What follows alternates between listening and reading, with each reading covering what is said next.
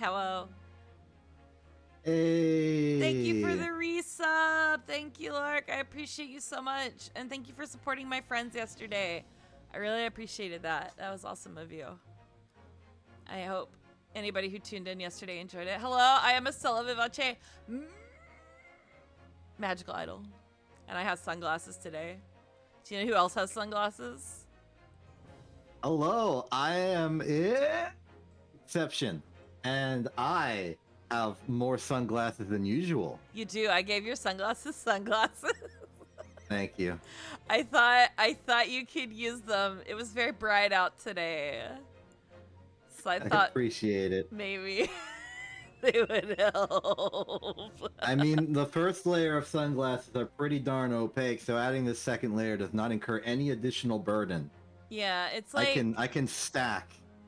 You got like sometimes you got like stuff going on your regular sunglasses, right? So like Yeah. This has to protect you from that too. Like this is a shield to protect my sunglasses from damage. Yeah, exactly. Oh, it's like protective equipment when you're like crafting. Yeah. It's PPE. Oh my god, I should get like PPE like assets. There's got to be somebody that makes those. You gotta get like a welding mask. Yeah, like a welding mask or like safety goggles or a respirator or something. In the meantime, this second sunglass shall act as an ablative shield. We're keeping... No needles are gonna jump up into my eyeballs today. I just made somebody really unhappy with that analogy. Yeah. No foreign object debris is gonna enter this zone. None. And maybe you won't be able to tell that I'm winking the entire time. No, I'm still winking the entire time. I really don't know what makes me wink the entire time, but something does. It's that PPE. It's a PPE! Maybe I have something in my eye and I just don't know it. My allergies have been pretty bad. Yeah, they've been pretty rough. It's that time of year for me. I get sick a lot from my allergies this time of year. Like I get sinus infections and sinus headaches and stuff. So, not surprising. It's not surprising. Okay, we're back. It's Ace Attorney time. I have Exception on my shoulder. Yeah. Yeah. Yeah. I am very like worn out after my stream yesterday. I was very nervous. I was like a hot freaking mess before the stream trying to get set up and like wrangle everybody, and I felt like I was like not professional. It was bad, but it turned out nice. They were very nice. They even tweeted about me after the stream, which I thought was very kind. So yeah, I did good. Oh, okay, thank you. Yeah. And you can see in the announcements on the screen that the next backstage is next Thursday. So there will be another one. I have to work on stuff for it after tomorrow. I have to work on stuff for it tomorrow, so. It was fun to watch. Oh, I'm glad. Because I think they're very cool and I wanted to elevate them as much as I could, you know? It's important to me. It's important to me to support my fellow artists out there in the world and support artists that I care a lot about their work and their message and things. So, yeah. I care a lot about Exception too. That's why he's on here every week. Every week is the Exception interview. Yep. Actually, I think I've told you this, but have I said it on stream that like my Wednesday stream is called Exception Time in my phone. I use a coffee for each member. That's so cute. I love that. Yeah, they're really cool. They're really, really cool, and their music is amazing, and I'm really looking forward to their new stuff coming out soon. Not soon, but like, you know, when they make it happen, because it is a process to record a song and do an MV. I should know. Recording. My mixer sent back a proof of my cover song, and I haven't listened to it yet, and I keep forgetting to listen to it because I've just been so stressed. So I'm like, oops. Make me listen to it after the stream, Exception. That's your job today. How's that sound? Okay. Okay, thanks. I need support. I need a support system for listening to my own voice. Support. Support! Scaffolding. Scaffolding? Yeah, scaffolding is support. Kind of. Structural beams and piers. The trick is to add triangles.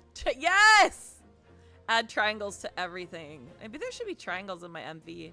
I still haven't found an MV artist. Not artist, but an MV, like, maker. I guess it's an artist, but, like, the person to make the actual video, not the art. I have somebody to do the art. That's probably, like, where the hell's my money. Because you need to get someone to do post-production. Yeah, I need somebody to do the actual video. Because I don't know how. But it's fine. There'll be a cover from me eventually. I promise. I'm working on it. It should be relatively soon once I decide on the mix. I've just been putting it off. How are you today, Exception? You streamed Blueprints earlier, didn't you?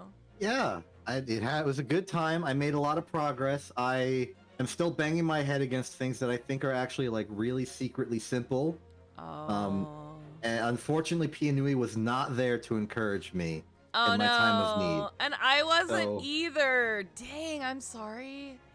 It's okay. I finally cured the curse of the car. Oh, you put the car?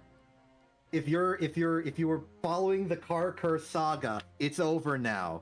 That arc is ended. We're You free. found out what happens? It's not that I found out what happens, it's that I finally actually remembered to put the stupid upgrade disc into the terminal after I get it. Oh. I keep not putting it in. I keep ending the day. I get it, and I'm like, yes, I'm accomplished, and then I just end the day. You're like, I did it, yay! Oh, crap. I've heard you at least twice be like, oh, I didn't do the thing. Which, like, I don't think I've ever heard you kick yourself harder in a game than Blueprints. Like, I'm not gonna lie. Like, the car thing, really, I've never heard you, like, have that kind of a, like, I am an idiot and I am owning it moment. Like, you're just like, well, goddamn. It's funny. It's funny. We all do that. That's why I am not a gamer. I'm very bad at remembering to do things, among other bad habits when streaming. Yep. Yep. These glasses need to, I don't think they're centered. I'm not gonna lie, I don't think they're centered, but it's okay.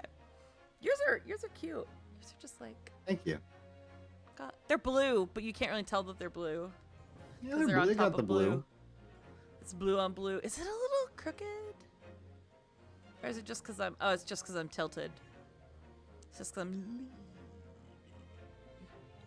It's very... I can't actually pin it to you. It's pinned to me, which you are also. Yeah. Yeah, Yeah. it works. Yeah. I'm kind of starting to... I need, like, assets. I'm gonna have to go on, like, an asset binge and find some free assets and paid assets, some fun stuff to slap on my face here and my head, put a little hat, you know? Yeah. Yeah. But guess what, guys? It's Ace Attorney Wednesday again, which is not really cleverly named, but it'll be right Wednesday eventually. Yeah. We are back. It is Ace Attorney time. We're investigating right now. Nothing is sus except for everything. I did have a nervous breakdown last stream. Not really. Emotional trauma is what I had last stream. I kind of saw it coming, like I did see it coming. But also... They still managed to, like, sucker punch you just right. They got me a little bit sooner than I anticipated. Yeah. Right, like you would expect a reveal like this to be at, like, a proper story threshold. But Yeah. no, they just... Blah. It's just in the middle of the investigation. Yeah. You were expecting that to be like an end of case thing or something. I was expecting it to be like at least like a part 4 of a case situation, like a crucial moment situation. Yeah, and it was like you said, just kind of just woo tossed out there, not in a bad way. It was very. I think it actually made it more meaningful because there was nothing happening. I'm gonna turn the game down a little bit. Hold on. It's just on my end. There was nothing happening around it to take away from the impact of it. And I appreciated that, you know? Right. Oh, right. but I do need to put game. Like, don't spoiler warnings everywhere. 3. Spoiler alert. I don't know. Maybe pen. But I do like that it's not like, it doesn't overstay its welcome as like a narrative situation, because Yeah. they decide to cash it in early to pivot to another narrative situation, which is that we can no longer trust Sholmes ever again. Yeah, exactly. That Like makes it's a it domino cool. effect. In any like lesser story, I think it would be like this grand plot twist, but here it's a lead. Yeah. It's a clue to some greater shenanigan. And there's still a lot about it that they didn't reveal, right? Like, so there's still something to be said for something else could happen at a crucial moment. So, Right. yeah, there's lots of room for that. So, I love Ace Attorney. I don't know how, I mean, I do know how this became my favorite game, but like, literally, I think I like this better than my previous favorite game, and that's crazy to me. Because I think I like it better than Final Fantasy IX, which is insane to me. It's just so good. Even if parts of it, I'm kind of like, all right, why'd you do that? Not even that, but more like, all right, this is kind of cheesy, or this is kind of silly, or this is kind of this, that, or the other. Like, the overall narrative and the structure of the game is very enjoyable for my brain. It definitely tickles the brain meats in the right way. Like, and it's just challenging enough that I am like, yeah, I'm a gamer, but it's also not so challenging that I'm like flipping the table, you know? Yeah. Anyway, that's my 2 cents. I had to turn the game down because I was yelling. I'm sorry if I was very loud at the beginning of the stream. My voice is a little tiny bit strained after this prolonged streaming venture that I have done this week and last week. So it's going to continue until July. So we'll see what happens. Okay. But we are back. Let us load the game, shall we? Yep. We are on the experimentation stage still. Yep, we just talked with Barak Van Zeeks. Van Zeeks told us to F off, essentially, and stop being nosy about his family because we don't know shit. Yeah. He did kind of tell us we don't know shit and that we're stupid again. But then he told us to leave because the forensics team was about to kick both of our butts. Yeah, the forensics team was showing up. So that's why we're back down here. Now all we can do is like, I think we already examined up here everywhere. So we did the first like narrative act of the investigation by dealing with all of the like investigative stuff so far, talking to the coroner and like the clues of the actual case. Yeah. And now we turn to the Sholmes mystery. Ah, yes, that's right. Because you wouldn't let me go to the other 2 locations, and that was very smart of you. Because now I am gonna react to the stairs over here just to see what happens. But narratively, we've been set up for an uncomfortable showdown with Sholmes, right? And not necessarily even like a confrontation, because I feel like we're a little non-confrontational as a person and as a unit, other than Susato like literally throwing people. But like, I think it's gonna be really uncomfortable at some point, and I am gonna enjoy it. So it's gonna be interesting. Let's check the stairs and see how much trouble we get into. Okay. It's just telling us not to go there. We'd better not try going up those stairs to the stage area now. If we were to bump into the forensic investigation team, it sounds like it could make trouble. All right, we have finished this locale. So let's go back. There's nothing else to do but move, and eeny, meeny, miny, mo. We can go to Sholmes' suite and see if he's there, or we can go to Madame Tuspel's where we know he's working or been working. We've been to the forensics laboratory. Can't go to the prosecutor's office right now. We've been to the prison. Probably end up back at the prison at some point, but my gut says Sholmes' suite. But what do you think? You think? Okay. Yeah. Let's see if he's there. See if we can confront him there, or if he's working and we have to do it awkwardly in public. Yay. Why can't I get... Hold on, sorry. I can't get, like, my headphones cord to go where I want it to go today, and I don't know why. It's annoying me. It's really... Hold on. I'm trying to... No kayfabe here, guys. Like, literally, my immersion.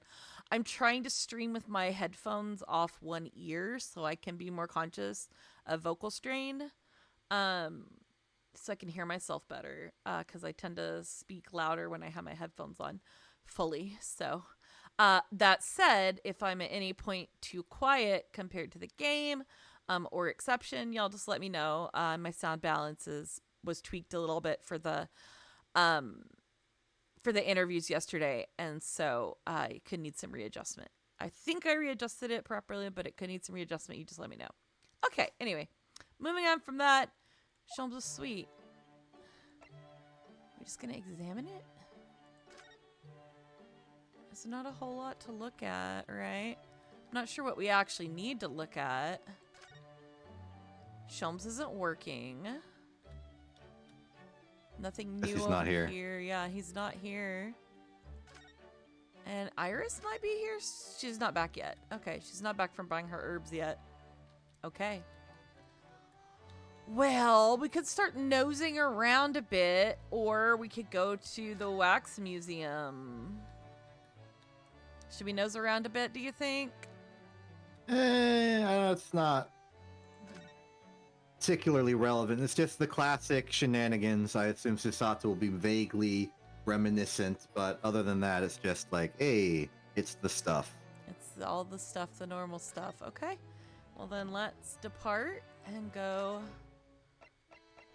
to Madame Tuspel's. And we shall find him here, I am sure.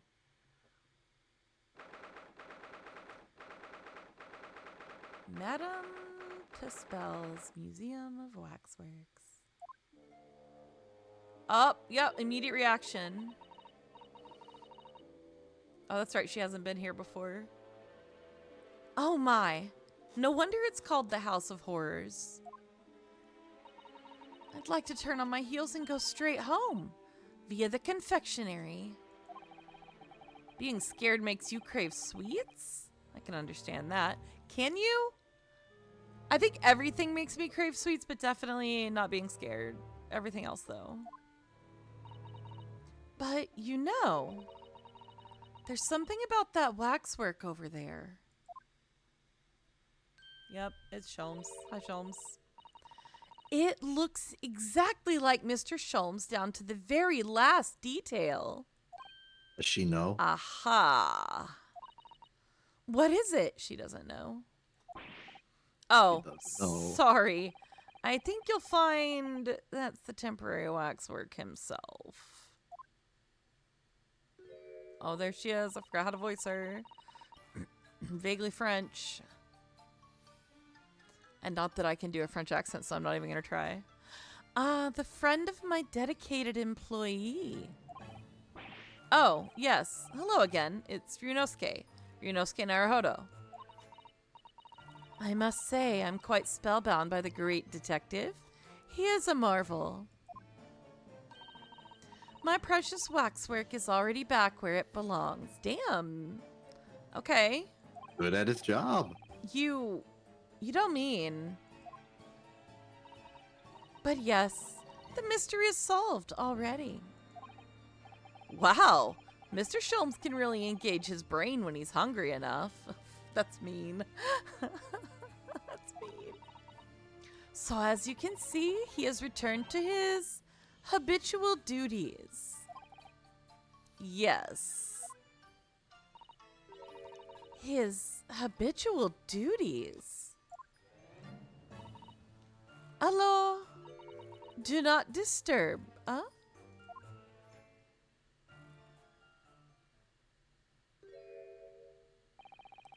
Poor Susato-san.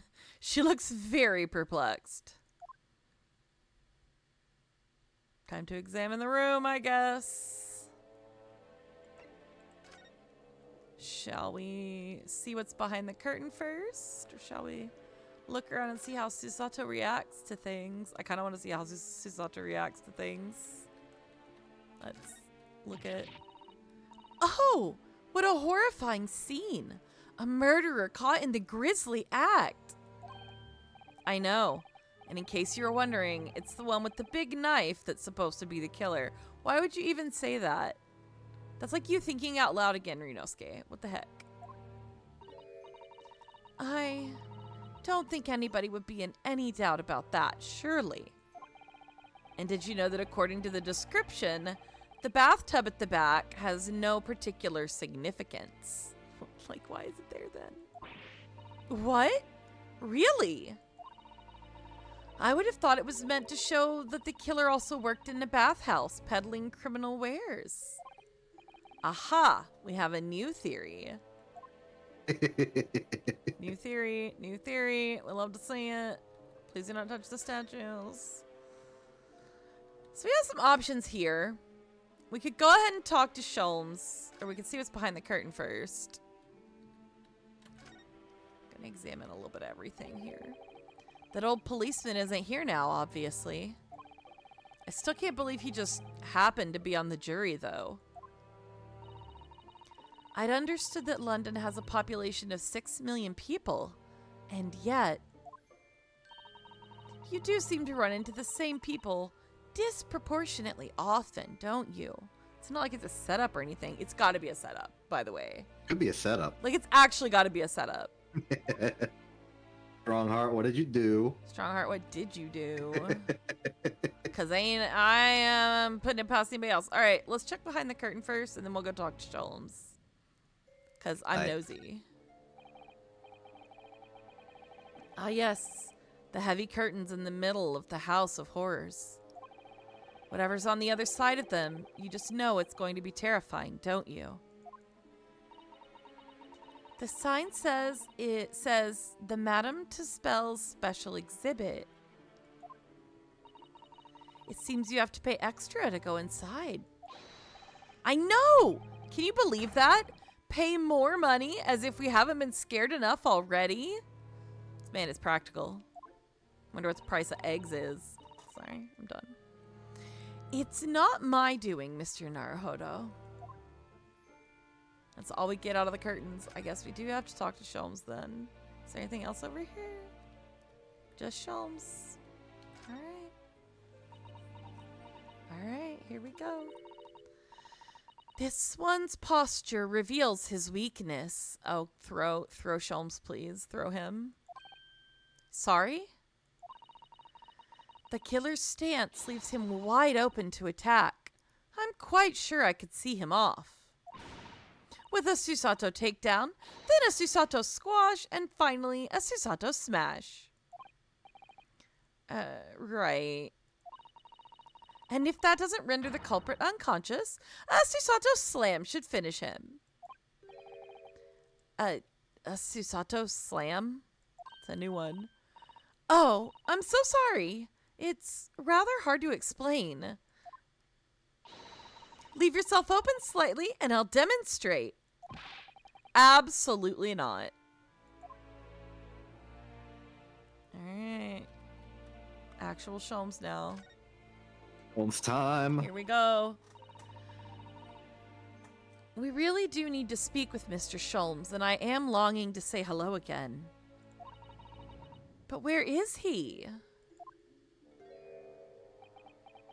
Yep. Yep.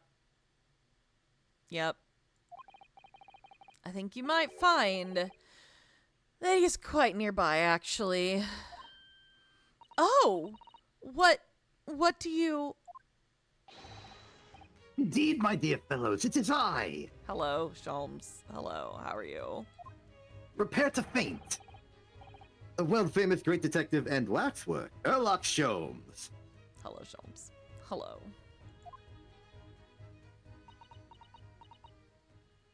Well, she's suitably shocked. Susato-san! Susato-san! Oh. Did she take him down or did she faint? What happened? I think she fainted. Or killed him? My most humble apologies. I thought I died and gone to eternal paradise for a moment. Via London. My dear madam, allow me to make amends by offering you a tasty free deduction at some point. A tasty free deduction. As long as it's not of questionable street food quality. I don't understand. Why are you working as a waxwork here, Mr. Sholmes? Merely a secret identity, you understand. Though the case is largely solved now. Largely solved? We're talking about the waxwork abduction, I presume. Indeed we are, my good fellow. As I predicted, it was as easy as proverbial pie. I hope you actually got to eat. Though I confess, I'm yet to partake of a pie, proverbial or otherwise. Or any food so far today, for that matter. Well, okay. I spoke too soon. Oh. Poor Sholmes. That stomach grumble echoed around the whole museum. So how did you manage to solve it so quickly? Well, do remember I said it was largely solved. Oh no. Anyway, I simply negotiated with the culprit. Are you familiar with the so-called telephone? Oh yes, it's a most modern invention, allowing you to hold a conversation with people far away. In Japan, only the imperial capital and a handful of other cities are connected as yet. This morning, a telephone call was received here from the perpetrator of the abduction. As such, I was able to negotiate terms, and in the end, the waxwork was returned. Well, good. That's amazing. Just between you and I. It would appear the culprit had always intended to return the stolen waxwork in any event. Oh. Well, okay. Oh, but I thought whoever was responsible had demanded a ransom, no? Yes, I think perhaps the ransom demand was necessary to avoid unwanted suspicion regarding the true motive. But does that not mean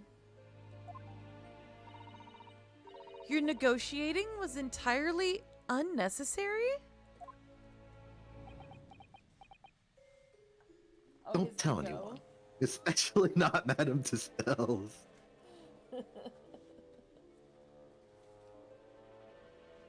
Sorry.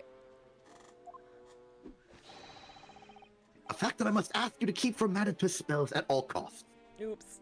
Pay him the ransom. The hungry young Iris awaits my return to Baker Street, after all.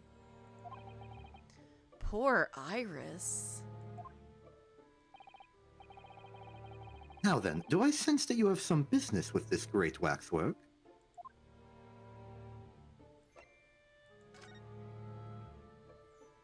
Oh. I'm getting straight to it. Damn. Damn. Just like straight to it. Okay. Alright. Whoops. There you go. Okay. Enoch Drebber, then. We're in the process of trying to track somebody down. Oh? Cool. Yes, a man by the name of Enoch Drebber. He's the swindler who duped Professor Hairbrain, and the engineer who built the kinesis machine. A swindler and an engineer. Quite the modern man. Damn. He also seems to be a conjurer of sorts, too, with considerable knowledge of stage magic. We really needed to locate him before the trial resumes. We really need to locate him before the trial resumes tomorrow morning. But we have so few clues to go on. That's the trouble. Do you have any good ideas? Well, we sent the dog after him, so that should help, right? Yeah. I have no data yet. It is a capital mistake to have good ideas before one has data. That is the most, like, exception thing that this man has ever said. That's literally... This is why Sholmes is in the pantheon of people in this game who are me. Yeah, understandable. Have a nice day. If I knew something of the man's appearance, at least, I may be in a better position to help. So tell me. No. Wait, we have a picture we can show, right? Didn't we get that in the court record? Yes. We did. We got that Trevor's from appearance. Vinci. We did get that. We did get that. Okay. Fortunately for you, however, presently I have little to occupy myself and little to fill my stomach. Well, guess what, Sholmes? As soon as you find any clue, no matter how small, I should gladly give you my thoughts on it. Well, I guess I could just show him the photo. Or we could talk about Cosmo's death. What do you think? Should we put off talking about Cosmo's death first? Or should we... I think we should zigzag a little bit. Let's go Cosmo. Cosmo? Okay. Cosmo time. Alright, here we go. Oops. Mr. Sholmes, did you lie to us? Here we go. My dear Mr. Naruhodo, stay that piercing stare. What is this about? Well, last winter, when we were first on our way to Britain aboard the steamship. Oh god, flashbacks, kill me. Your words were very clear.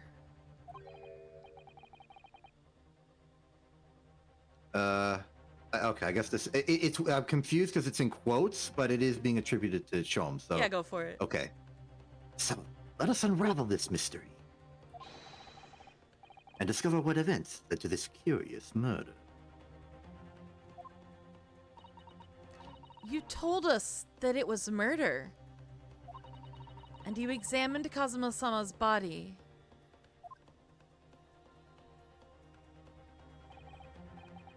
Indeed. And wherein lies the problem? Oh god. WKG Holmes. Sholmes, why? Okay. We met him earlier today. The victim, Kazuma Asogi, His smile is gone. is gone. He stopped smiling. Alright, Sholmes. You're quite sure? He was wearing some sort of a mask and was apparently suffering from amnesia. But yes, I'm quite sure it was Kazuma-sama.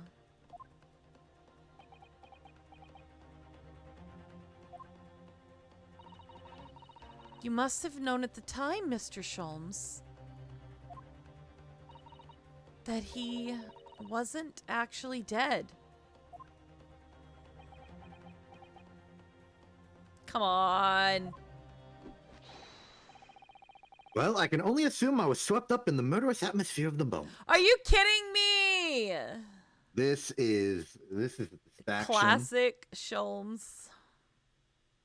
Classic. But the fellow wasn't dead at all. Priceless. Priceless? I don't suppose that performance would pass muster, would it, Mr. Naruhodo? I see! I could believe that the crewman present at the time made a mistake. But not you, Mr. Sholmes. Oh no, the music stopped.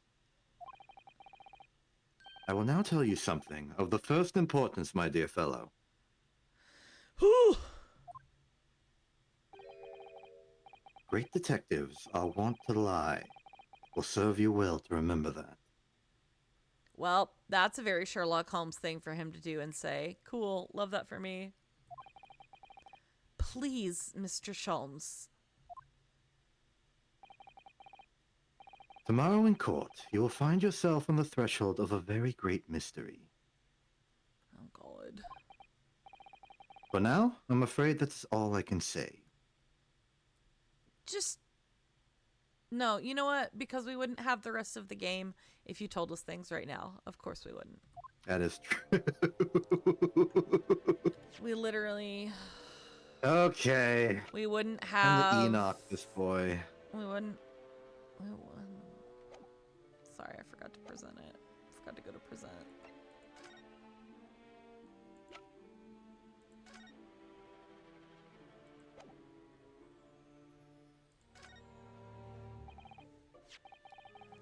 Mr. Sholmes, would you cast your eyes over this photographic print? It's of Mr. Enoch Drebber, the face of the engineer we seek. Well, all Englishmen look broadly the same, of course. You weirdo. So looking at a photograph won't be particularly instructive. Uh-oh. Well, now. Are you all right, Mr. Sholmes? Apparently not. Ah, yes, forgive me. Ugh. Very interesting, this. Very interesting indeed. What's wrong, Mr. Sholmes?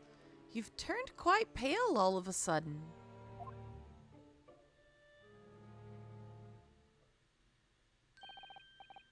I have a suggestion, Mr. Naruhodo. Will you indulge me? Maybe, depends. Oh! Well, what is it? As I explained to you when you arrived, the missing waxwork has been returned. And I personally reinstalled it in the exhibit for which it was taken, behind those thick curtains. Oh, yes, the professor exhibit, isn't it? Foreshadowing. Would you like to see it? For a mere 5 shillings? At the special one-time only price, you understand. Kidding me? What? The opportunity won't come again, I might add. Wouldn't you like to see the fruits of my labor? Sure. Oh, well, we do have a rather pressing investigation to carry out. Perhaps we could postpone? The price is a very reasonable 5 shillings. I think you'll find it's well worth it. Gasp. Are you being quite serious, Mr. Sholmes? Surely you need only look at my expression to ascertain if this is seriousness or silliness. I can never tell with you, that's the point. And the problem. Very well, it couldn't hurt. Here's your 5 shillings. Gratefully received. Why are we paying Sholmes? He doesn't work here. I mean, he works He's here, but he hungry. doesn't work here. Yeah, he is hungry. He needs a pie. Guess so. Pronto. So, the special exhibit awaits behind the curtain. I invite you to pursue it at your leisure.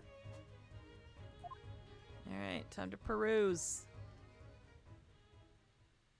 Here we go, here we go, here we go. Well, the money's been spent, so let's go and see the special exhibit. Here it comes. The foreshadowing is over. It's time for real. Through those heavy curtains at last. Enter stage forward. Here we go. Maybe. Examine. The curtains. 5 shillings we've had to pay. It doesn't seem right somehow that Mr. Sholmes slipped the money into his own pocket, does it? No. Ah, we could ask Gina to retrieve it for us, using her special skills. Perfect, Susato. One of us. Pickpocketing police officers and diddling detectives. Is this what makes Britain great? Sometimes. I guess so. Not to mention demigod prosecutors taking the law into their own hands, or chip-loving inspectors. That's like the least offensive of all of these. Inspector Gregson comes off rather well in that list, I think. Exactly. That's what I said. Here we go. Cutscene?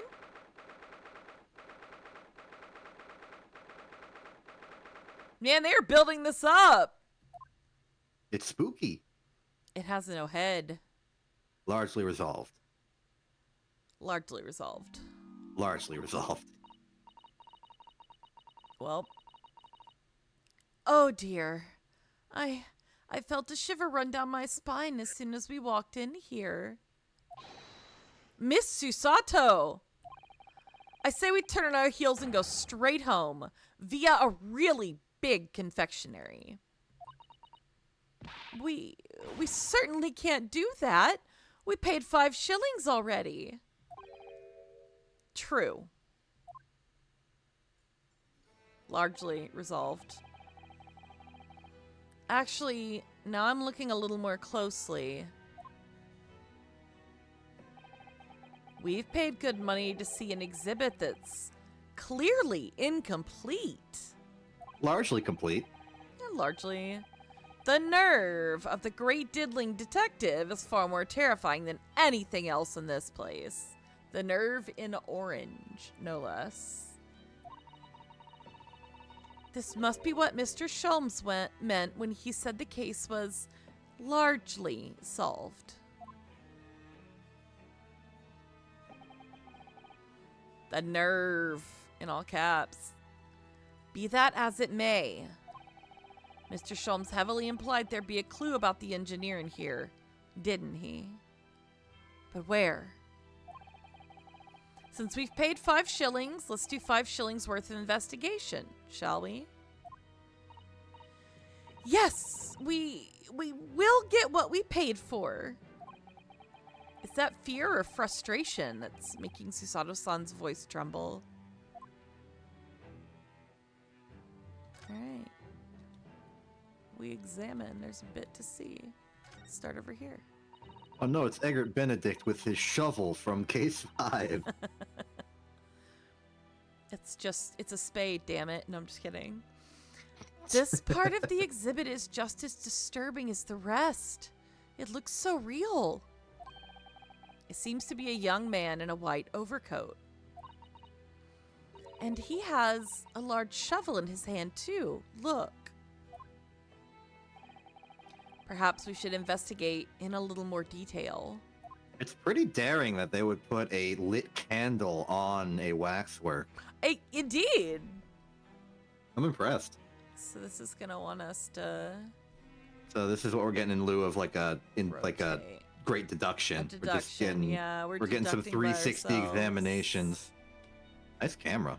Camera. What's this here? Well, this would appear to be a lens in the middle, so I believe it's probably a camera. A camera? But it's so small. It's a little Polaroid. British technology is incredible, isn't it?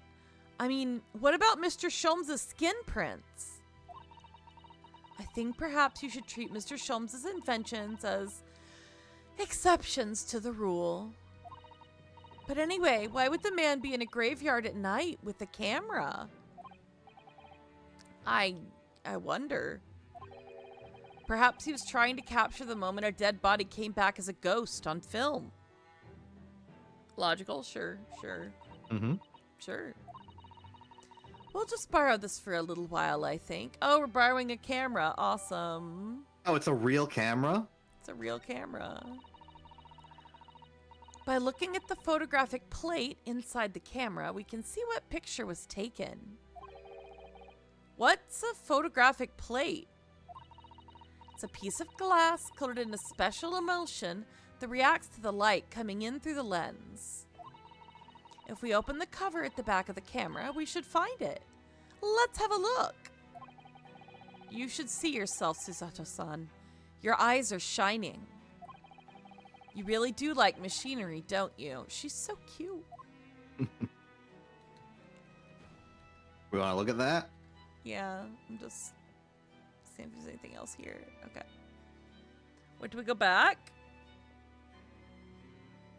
How do we zoom back in if we go back?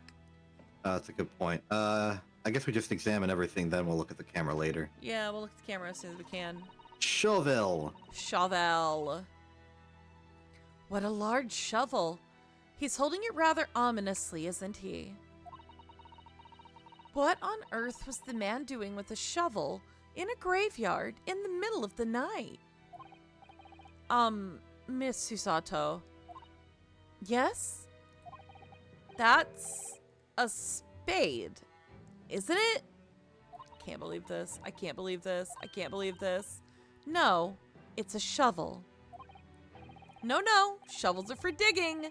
That's for scooping up loose material. It's a spade. We've been through this, Mr. Naruhodo. It's a shovel. No. Although, we haven't considered trowels. Oh my god, please. These two. We've allowed ourselves to be distracted, I feel. Perhaps we should concentrate on what the man was doing with the implement. So we're going to bury the hatchet? Thanks. Thanks for that pun. Love you. You're great. Amazing. You're right, though. What was the man doing in the graveyard in the first place? That's the real question.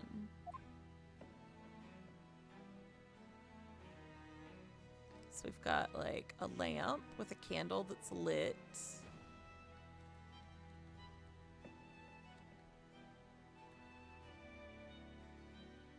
Can't see his face. I guess it's just the candle. Then we probably examine the other body. Yep. That's quite a large lamp the man's carrying. Or is it a lantern? It's not unlike a Japanese chochin paper lantern, actually, is it? Lamp, lantern, chochin. The point is, it casts very little light. To be walking alone in a graveyard at night with only this. Well, I certainly couldn't do it. I'm not sure I could visit a graveyard at all, even in broad daylight, to be honest. That's it? That's all we get out of this? I guess we back out and look at the other body. Can we scroll up or down? We can't. We can only turn. Now we're done here. Oh, no, we're not. Oh! The tie.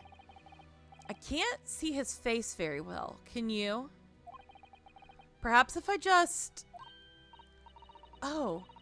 Do you think you should be manhandling the exhibits, Mr. Naruhodo? Oh no, we're about to commit vandalism. I'll put it back exactly as it was. Don't worry.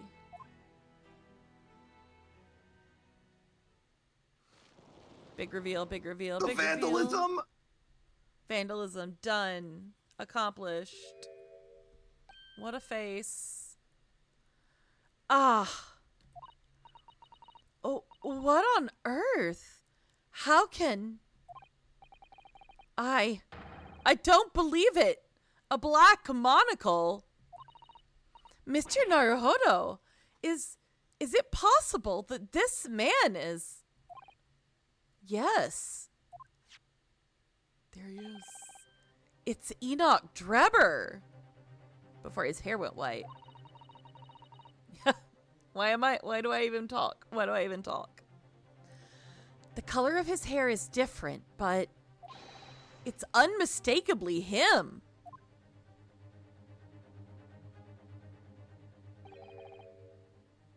Indeed it is. Hi, Sholmes. Mr. Sholmes! This man is the subject of your present hunt, I believe. Yes, that's right. Just who is this man? Why is he here in this exhibit? Ads have started. Oh, have they? Sholmes knew this. I didn't get the Yes. announce yet. Oh, okay. I had like the Remember. countdown timer and it went to 0 and now they're gonna happen. They're gonna happen any minute now. Sholmes' dots. I have a Discord message. They're happening any minute now as we speak. Eventually they'll happen. Why haven't they have already happened yet? They get slow sometimes. They get slow sometimes. Darn, this is like the perfect scene to like go on an ad for. Yeah, like the dramatic tension. We'll pretend like. Yeah. We'll gasp dramatically. Whoa. Ads, where are you? Ads, where are you? Where did they go? Ads, where are you? Wait a minute, how would I know if I'm getting an ad or not? I have subscriber powers. Maybe there's the ads. Oh, you found them? They found. Okay, good. Found them. Yes, we're just waiting on them now. Alrighty.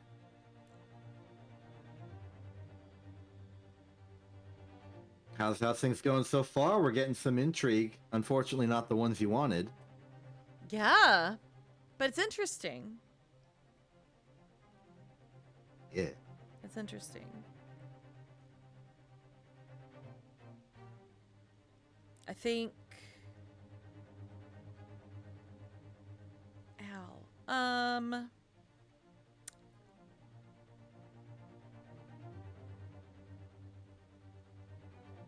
I think I'm gonna end up hitting Sholmes with a 2x4 at some point because he's being obtuse on purpose. I get that's part of his charm, but also, can he stop it? Look, I'm being a hater for no reason. I'll stop. I'll stop. I do like Sholmes. I do like him, but he is hiding things from us, and he's being cagey. And I get that it's for flavor, but he can chill. He can lay off. Yeah. I was gonna maybe talk about the history of the telephone because it was brought up, and I was like, oh yeah, when did telephone stuff happen? I'm not equipped to talk about the history of the telephone because the history of the telephone is the history of at least some. Okay, I know that we've all heard some story about the invention of the telephone or like who invented it and what and where. Yeah. We're not gonna agree. We're not gonna agree. We're not gonna agree is the problem. The problem is that the telephone was sort of invented at the same time by multiple people in different locations. And the only reason that you would ascribe the invention to one person or the other is like technicalities, rules, like biasing, and a little bit of patriotism to what country you would like to ascribe it to. I see. But the general vibe is that the telephone was conceived of in the mid to like late 1800s as a sort of like speaking telegraph, and that somewhere in the 1870s or so is when we got like patent applications and first demonstrations and stuff, to the point where a lot of the major like the telephone as we would sort of envision it now is like that like little thing that you pick up and it's got like the rotary dial. That was sort of a 1930s type of timeline. Ah, okay. Interesting. So here in like the late 1890s, the telephone is known about, but not like readily commercially available unless you're like a big store or something. It's kind of like how like computers were restricted to universities before AOL showed up and was like, hey, we'll just give the internet to everybody. True. And interesting. Sorry. Yeah. All right, ads are complete. So, telephone in knowledge has been acquired. Heck yeah. We've had dramatic tension waiting for Sholmes. And why does the convict behind him have no head? Largely solved. Largely. The head was missing when the model was returned by the thief who stole it. What a surprise. So then the case isn't yet solved, is it? I said largely solved, my dear fellow. Did I not say so myself? Largely solved were my words, I believe. Swear to God, this man. But I must locate the missing head, top de suite, as Madame would say, or I'll be in grave trouble. Maybe it's two de suite? It's 2. Darn it. I hate it when I pronounce something wrong. It's okay, we're learning. We're learning French. Yeah. Pianui.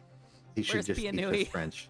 We can Wait, teach we'll Pianui something of our own. We'll spoil Pianui if Pianui comes and Oh, helps we us. can't call him in. Yeah, we can't call him in. Darn it. Okay, we'll find it. We'll schedule a thing. A very hungry Iris still awaits my return to Baker Street, preferably with ration. Wouldn't it be really funny though to do a streamer like Pianui does a PowerPoint and teaches us French? Hold on. That would be great. We might need it. Knowing Ace Attorney, they'll throw some language or another at us. I was gonna do one where I gave Quint a PowerPoint on Star Wars stuff, and Quint was gonna give me a PowerPoint on how to play Magic the Gathering. Yeah, that's funny. I like that. I like PowerPoints. I like making PowerPoints. Ugh. Do you know though? Something about this room is strange. Strange? What do you mean? Other than it's a freaking graveyard indoors. It's kind of creepy.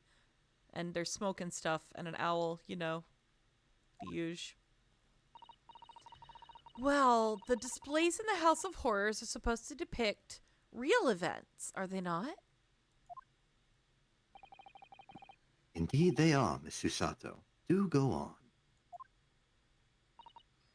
She's doing her own deduction. I'm proud of her. And as terrifying as they are, the scenes in the other exhibits are believable. But this one...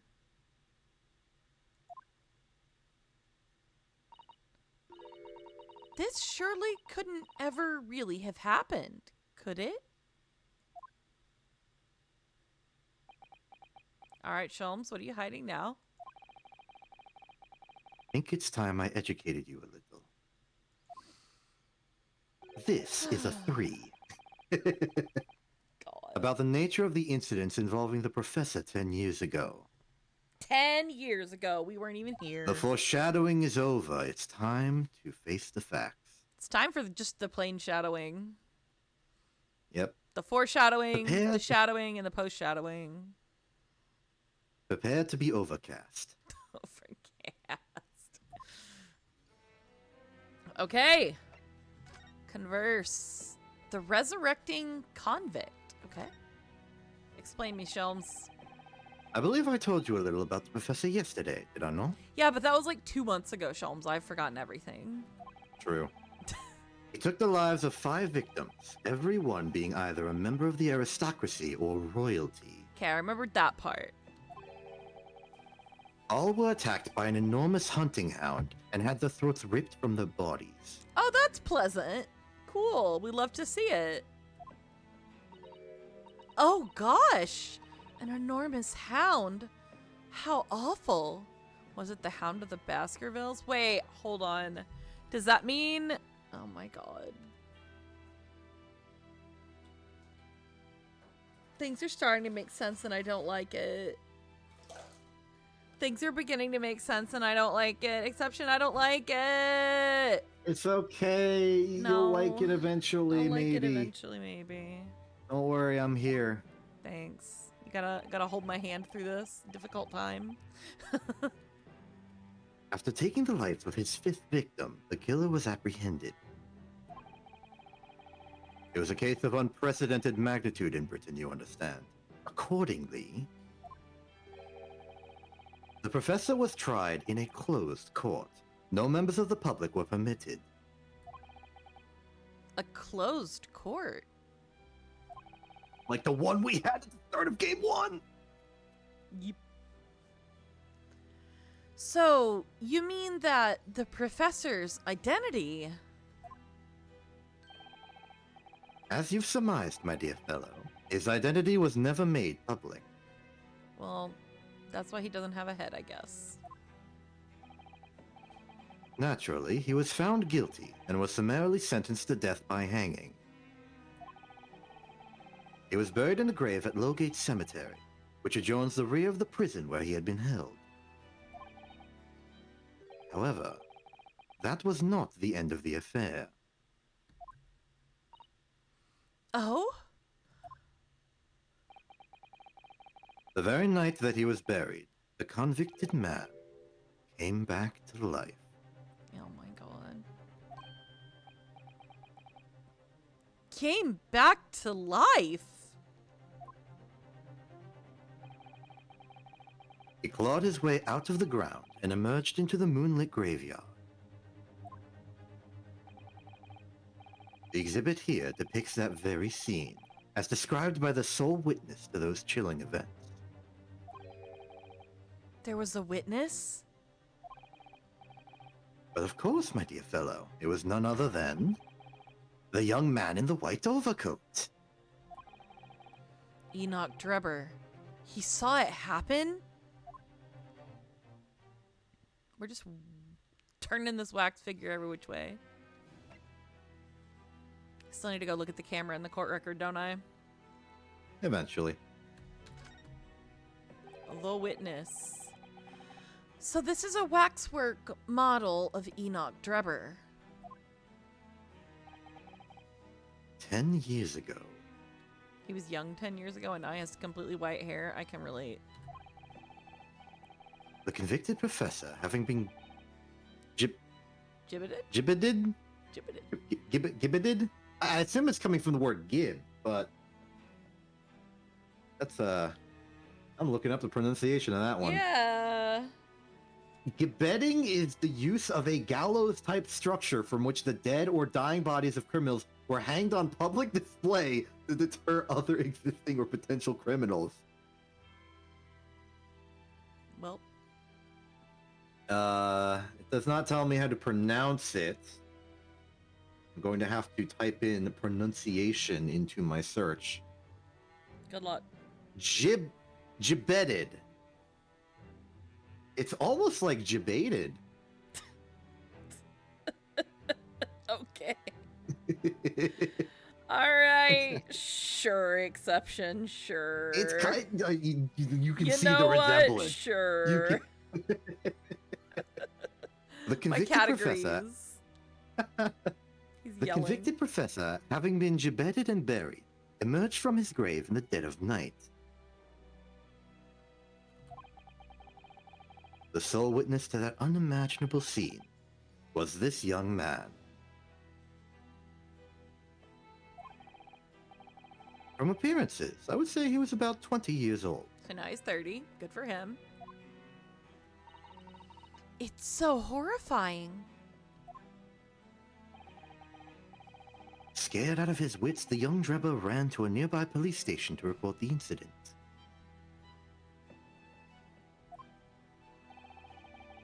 And the sheer terror of what he'd seen is said to have turned his hair white overnight. I see.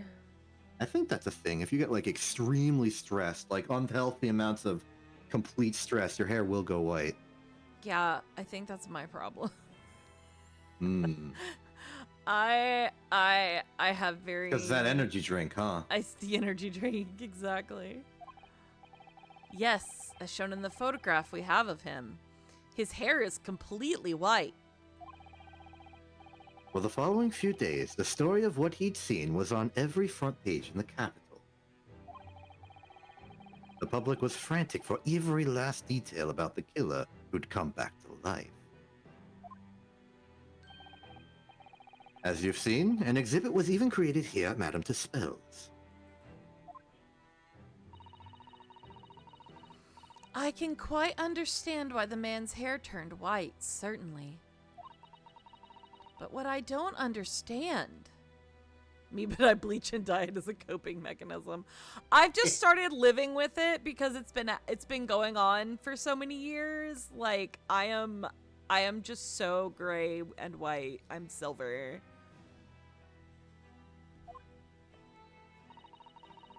Is what Mr. Drebber was doing in the first place.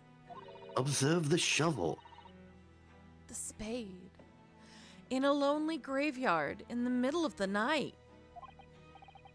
Yes, what was he up to?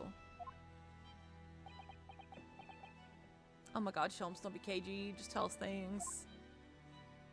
No! Okay. Cool. We're good. We're good. We got it. The We're professor's in. acts of... We're good.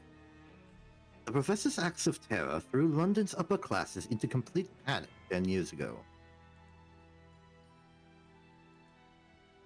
Thank you for putting my own emote in the chat. I'm in. It was a great scandal, one might say, at the very highest levels of society. And since the killer's identity was never made public, rumors abounded.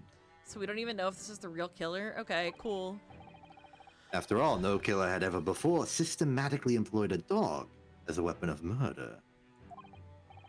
And well, Yes. for another century and 20 years until, one of the other games.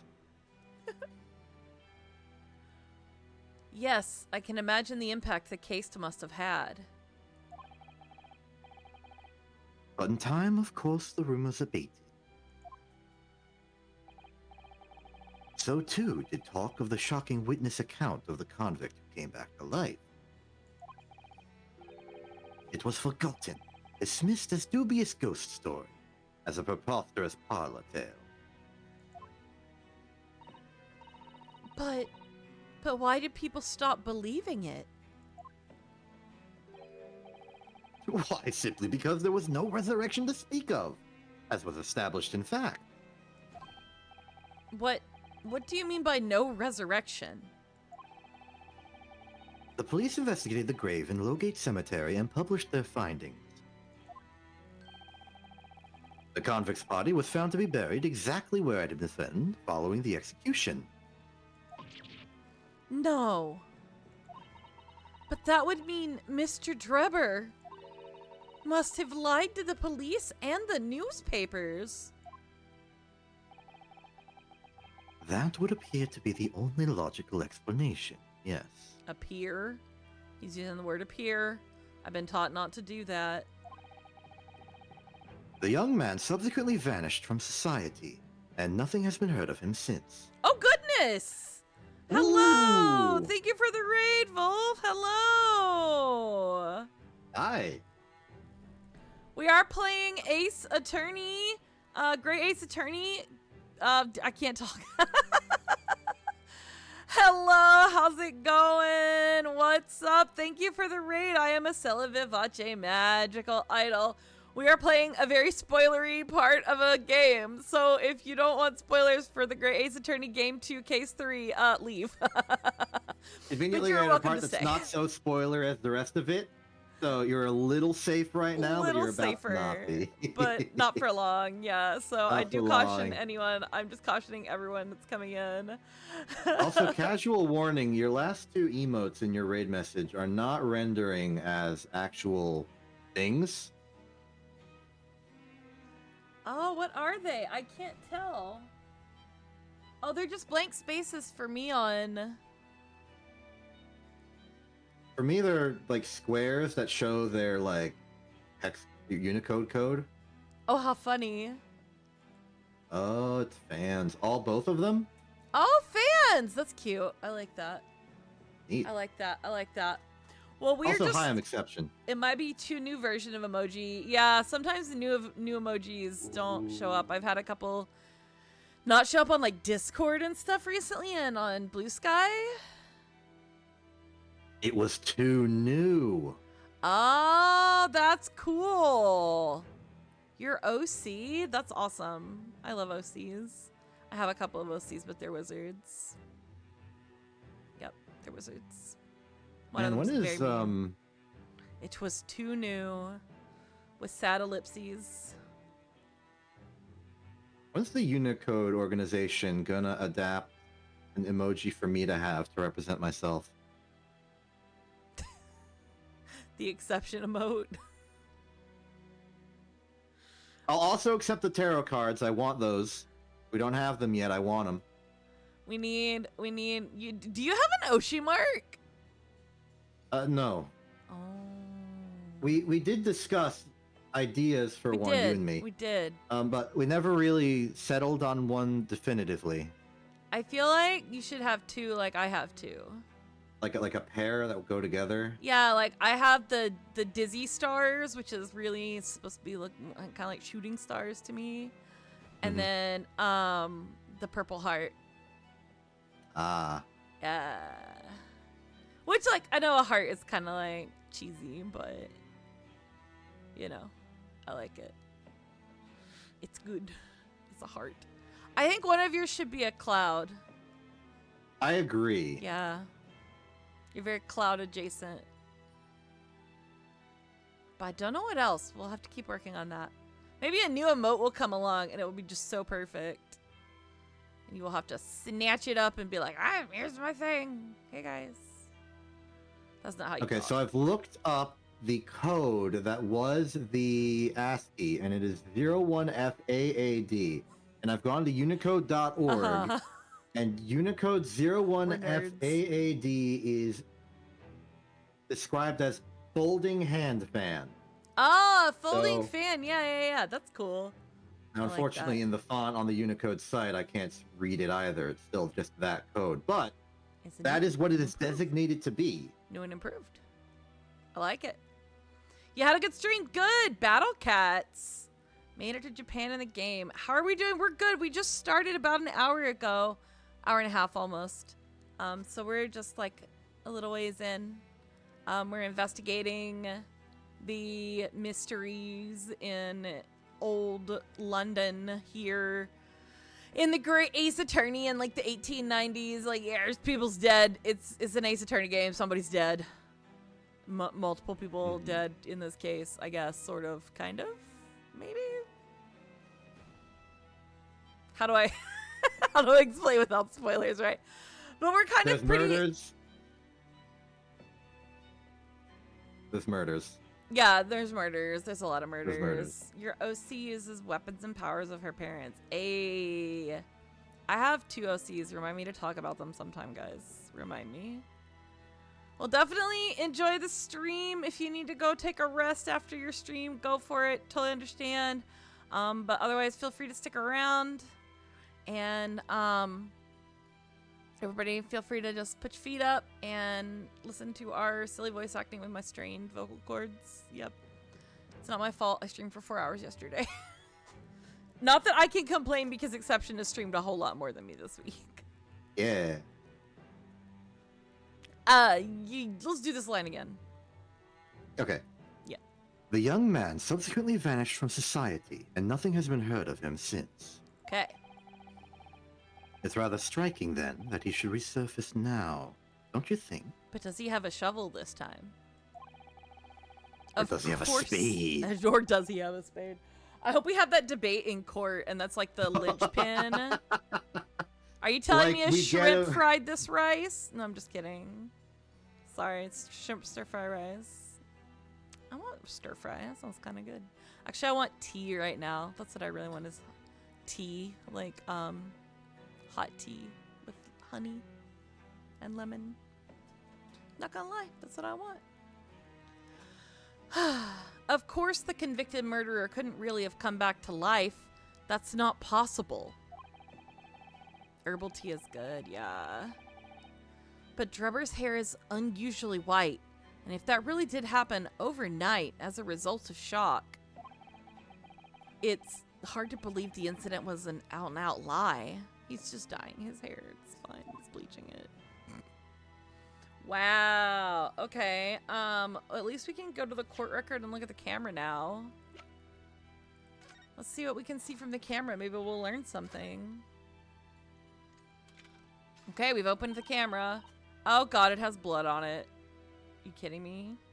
Dude, I love lavender. Lavender's so good. This is what happens when you get a camera secondhand. Yes, secondhand camera just has blood on it. It's fine. Yeah.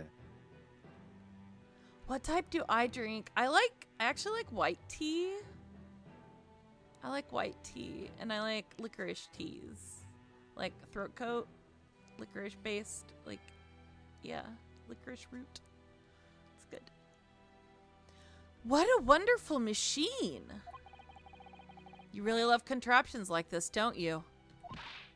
Oh, yes. Anything mechanical I find absolutely irresistible. Almost irresistible, surely? Well, whenever I see a pocket watch, for example, I can't help myself. I simply have to take it apart. Wow. That's worrying. Yes, Father tells the time by the rumblings of his stomach now. He's given up having a watch. He's given up on having a watch. Oh my god. Poor Professor Mikotoba. Alright. Got lots to see here, so... Oh, the plate. They talked about the plate. They did talk about the plate, and we need to look at the blood. Look, Mr. Naruhodo. What is it? On the bellows, just here. There seem to be some very dark red stains. Yes, you're right. It looks like blood, actually. Just coming to the same conclusion. Yeah, exception streams. Let me put it in the chat. Let me give. Oh my gosh, I forgot to give you a shout out. I'm so sorry. I always forget to give people not on shout first, outs. like, name terms? I forgot to give Just wondering. a shout out. I don't care if people call me as long as these are our pronouns. It's all good. There we go. A shout out for you, and I'll give a shout out for Exceptions channel, which is internet television. He was playing Blueprints today. It's also technically a Celis channel as well because we are both part of We are. internet television. Internet television. But I Now, always as you think can of it as see- like your channel. Just because I'm the bulk streamer of the group doesn't mean I own the channel. If we're talking about Hostile senior, like, takeover. if you're asking who made the channel, Quint made the channel. If you're asking who uses it the most, it's me. Hostile takeover. So you can take over. You can do that. I need When to are you gonna actually keep like. straying Fate Remnant? I need to play Cool. Fate Samurai Remnant. I know. I'm really not good at it. I had to play it on easy. I'm terrible at it. It's kind of funny how bad I am at it, actually. Don't worry, I'll trick you into playing some games. When we play everything, okay, here's the deal. Everything we play together from now on, other than Ace Attorney, gets to be on Int. How's that? I'm Yeah. saying it now on stream. Deal. Deal. Handshake across the internet. Handshake. I'm pretty sure we headbutt. agreed to this in the past already, but We did. glad to We did, but I'm reaffirm. We renewed headbutting the you. contract. I'm headbutting you because I can't like handshake you. That's okay. We're sharing the thoughts. I mean, you're like right by Our thoughts are aligned. You're our right by my opinions are- brain.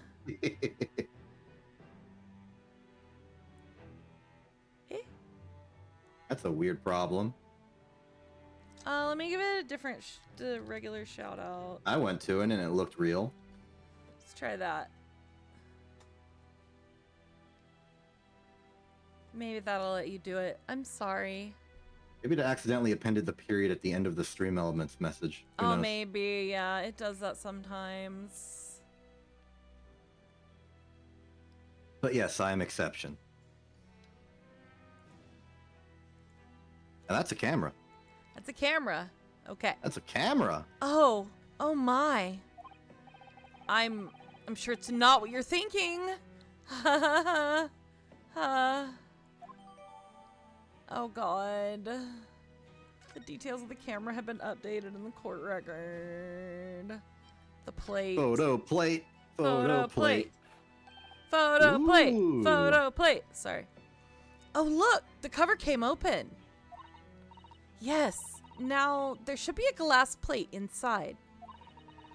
You have to change the plate with each new photograph you want to take, you see. Is something wrong? There is no plate. It's been removed. We looked for no reason. I got so excited and I looked for no reason. Ah, what a pity.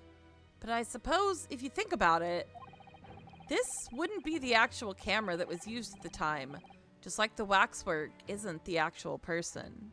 You Why say does it that, have but blood there's on the it? blood. Yeah. So we'd never have found a photographic print of the executed convict coming back to life anyway. Oh, yes, you're quite right, of course. Poor Susato-san. She looks devastated. She wanted to see it. All right, we have closed the camera. We have looked it over. Nothing else we can really do to it. All right, back we go. There's nothing else really to do. We could show Sholmes something, maybe. Let's think. What could we do?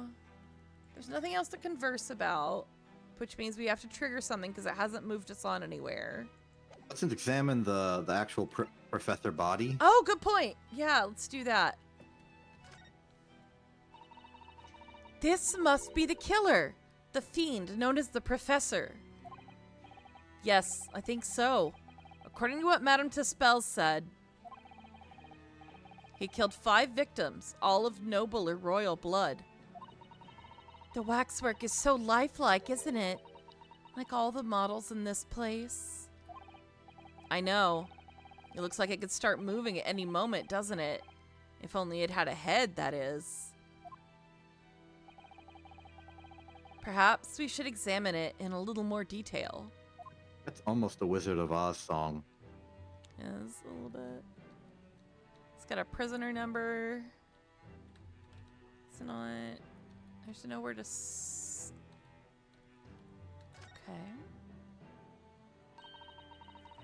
So this is the condemned man.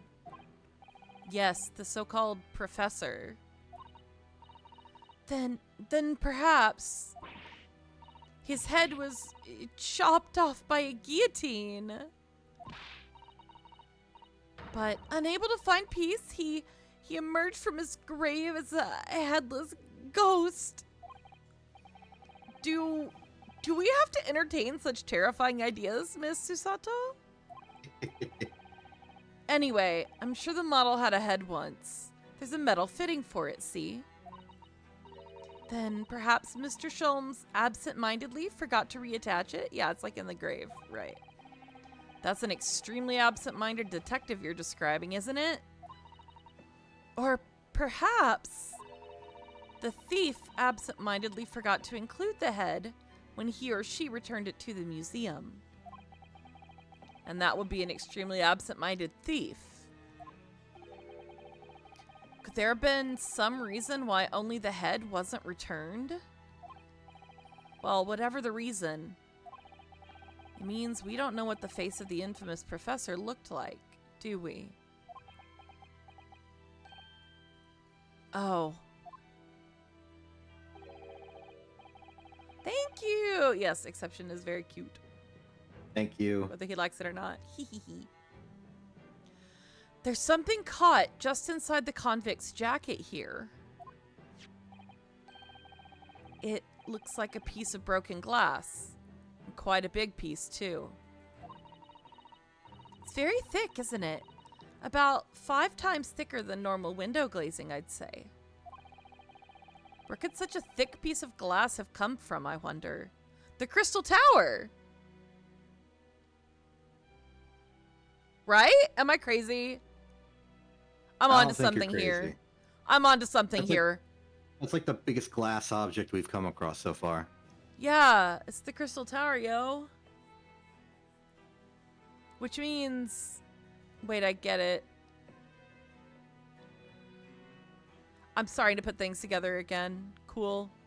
Love that for me. Great. Congratulations. I love that for me. I suppose it must have been made thick to increase its strength. But why?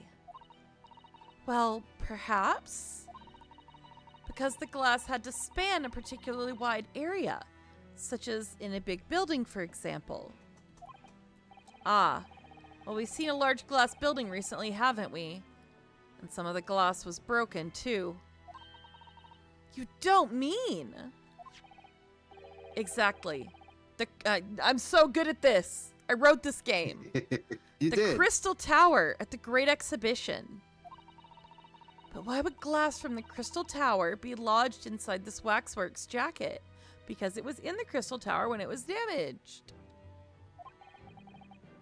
It makes you think, doesn't it? Making Ascella think right now. Making Ascella think real hard. I'm sorry you've been forced to think. I know it hurts. Earlier in court, we established that he's doing exactly what I was thinking he's doing. Cool, I'm right. I'm so right. Earlier in court, we established that the kinesis experiment was a trick. And now we discover this fragment of glass here in this waxwork. Is it just a coincidence? Probably not. Maybe the head got melted because this was what was in the balloon. And the head Just is wax. the head? Just the head, yeah. You buying that? Not for much. It's thick. It's an iceberg. This piece of glass is almost as thick as it is wide. That's not accurate, but okay. Yes, I've never seen anything like it. If you were to compare it to a human, only Mr. Sholmes has such thick skin. There's really no need for such a comparison, Mr. Naruhodo, as you well know.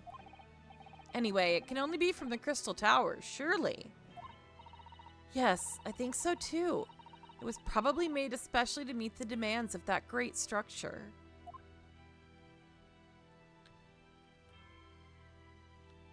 Okay. Nothing exciting about it. We go back. Did we ever examine this? A bird cage. We never I don't examined the remember. bird cage. We just stole it from Van Zeek. We did steal it from Van Zeek's.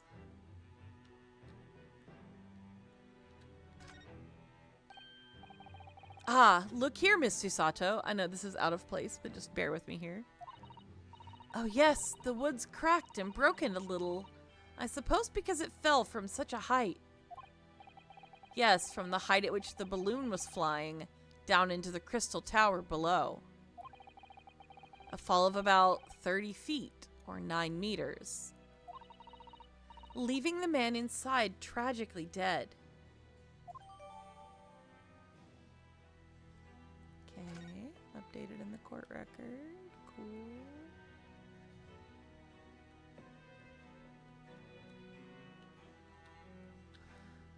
Oh, here's the broken section. We've already looked at that. We've looked at the bottom. And the top. Cool. Just wanted to check it. Everything else was from court, so we've examined it already. All Okay. looking to be neat and orderly. Okay, back we go. All right. I think we've examined everything here, right?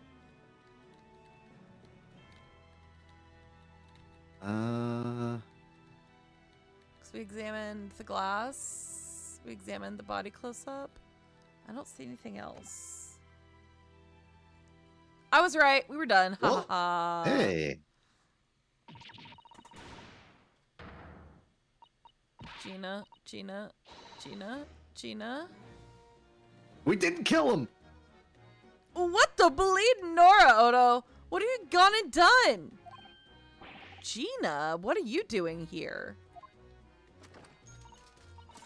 I asked Iris, and she said this is where you be, so. Gina, not so loud in the museum. Madame Dispels will have you take a position as a waxwork if you're not careful. I think there might be a more pressing concern.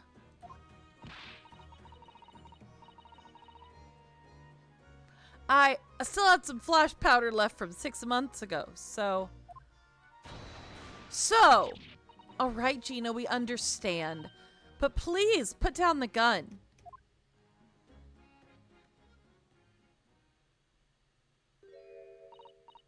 Sorry, I got scared. You should try being the one on the other end of the barrel. So, what brings you here, Gina? What brings me here? What do you think? We found it! We found that dodgy cove's workshop. What? You found Drubber's workshop? Dog. Yup. Toby's nose took me straight there. The boss and the others are heading over there now in a drag, so come on. Here's the address. I got the boss to write it out. Oh, thank you, Gina. We'll make our way there at once. All right, then. See you there. I really am going to need tea if I have to read Gina's voice. God. Oh, Sholmes is dead again. You go. Don't mind me. I'll just stay here, being still.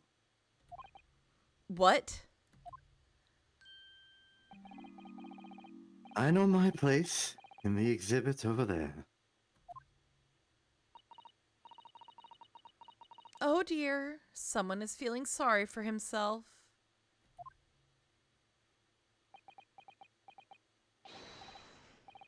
Let's go, Mr. Sholmes. You're coming. Your words hearten me, I must say, but if I were to shirk my duties here... You are just a character. Madame would have me pay monetary recompense, and Iris's dinner plate would be... Forget that. I'll pay for everything. Not that I have money either, but I will. Then there's not a moment to lose, my dear fellow. I shall hail a carriage. At once. Off he goes. No offer to share the cost from Mr. Sholmes, then. I shall gladly pay half, Mr. Naruhodo. That doesn't really help. No. Thank you, Miss Susato. Right, let's go. Maybe Susato brought more money with her from Japan when she came back. Maybe she like got new a stipend, yeah. The prototype. Yeah. That looks like... Oh! It's another super high voltage instantaneous kinesis machine. Indeed, it would appear so, though only a prototype, naturally. Ah, so you got here then. Gina, well done for finding this place. And in such little time. You've really worked miracles. Toby here is a miracle worker. Woof. Bork. Bork, bork. Look at that tail going. Yeah. Oh. It's not me. Ah. I thought you lot would show up before long. Thanks, Gregson. Enjoying your fish and chips, sir? Doesn't look happy. No, he looked kind of mad. Hello, Inspector. That's one knitted brow. He looks like he's eating a lemon. That's what I was about to say. Not a bag of fish and chips. So, Inspector, is there any sign of the engineer? Damn. Sadly not. We didn't find a soul in here. Oh, what a shame. Well, thank you for letting us know about this place and giving us the chance to investigate. According to what Gina tells me, we only found it thanks to a clue that you lot turned up. Yeah. I wouldn't want to say, go to Paris with a debt of gratitude unpaid, now would I? Thank you. Hypothetically, of course, don't tell Gina. Don't tell Gina. Anyway, if you're open to snoop around in here, I'd get cracking. Lord Van Zeeks and the forensic investigation team are on their way here as we speak. Oh, we gotta go fast. Them again. I imagine you've got the picture by now. They don't take too kindly to the lawyer types. Right. So then, my dear fellow, let's turn this place upside down whilst we have the chance. Cool. Let's do it.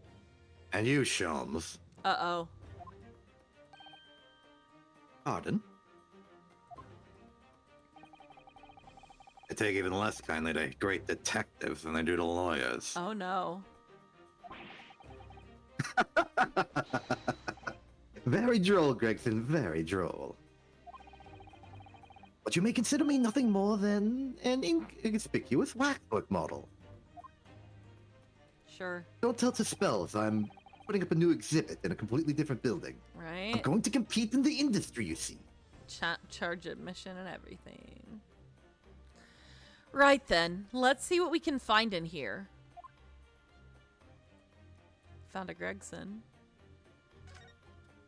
Okay, so we can look up. The We can't look side machine. to side. Cool. One second. 1 second. 1.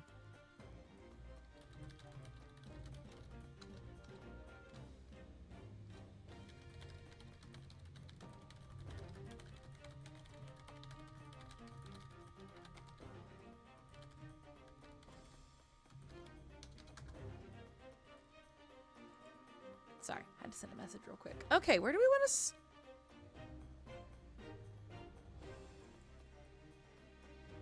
There we go. I was in the wrong window.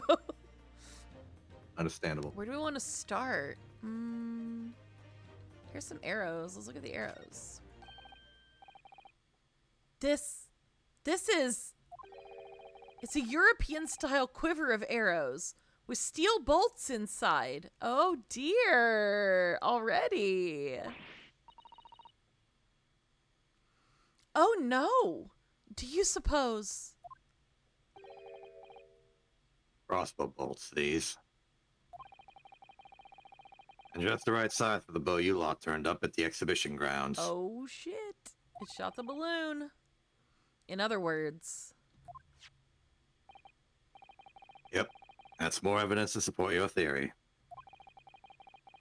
It all goes to show that Drebber was the one pulling the strings behind the scenes of the whole scam.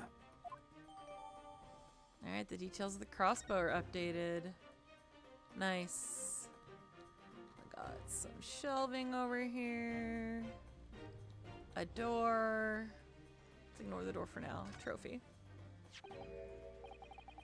Ah, this appears to be most interesting.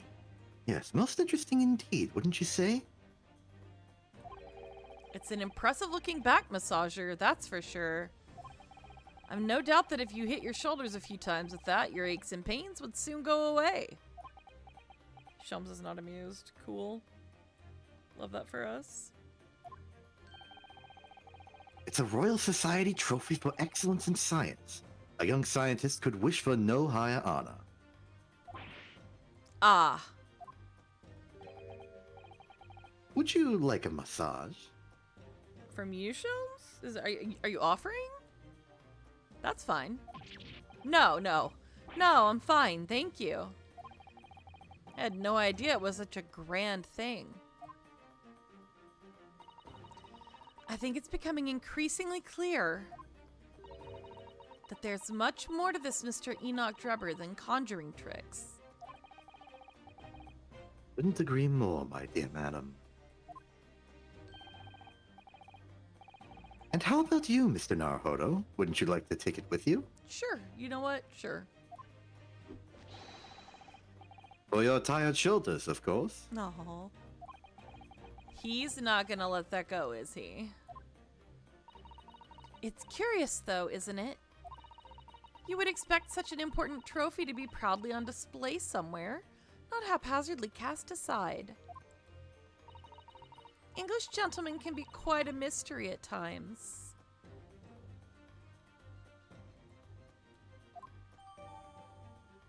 Science trophy entered into the court record. Okay. A plane? What? What on earth is this? An aeroplane, Mr. Naruhodo. One day, scientists believe it will allow humans to fly freely in the skies. Is that how the trick will be described, is it? Sorry? Well, it's actually suspended by a thin but very strong cable, isn't it? Oh, well, this model is, yes. But a real aeroplane would actually fly high in the sky. Well, suspended from somewhere even higher in the sky, of course. This man lacks imagination. This man lacks To be imagination. fair, The Wright brothers didn't do their thing until 1900 exactly. Yeah. Because large metal objects obviously can't really stay in midair unsupported. So to you, the solution is ever taller towers. If only we took Space that approach, we would be elevators. having space elevators Exactly. everywhere. I'm glad we both had the exact same thought. That's why we're friends. Just works. All right, let's look at this.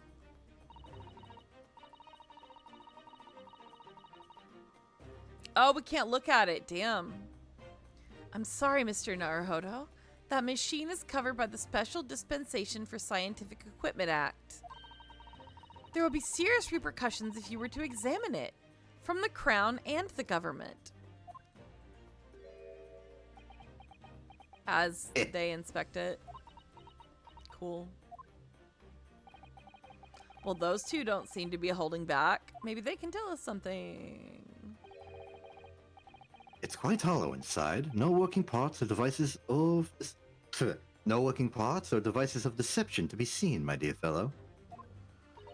It's just a model? No loose change dropped on the floor, nothing. Not even a bone for Toby here, my dear fella. British people are very much ruled by their own ideals, aren't they? I think that's just these two, Miss Susato.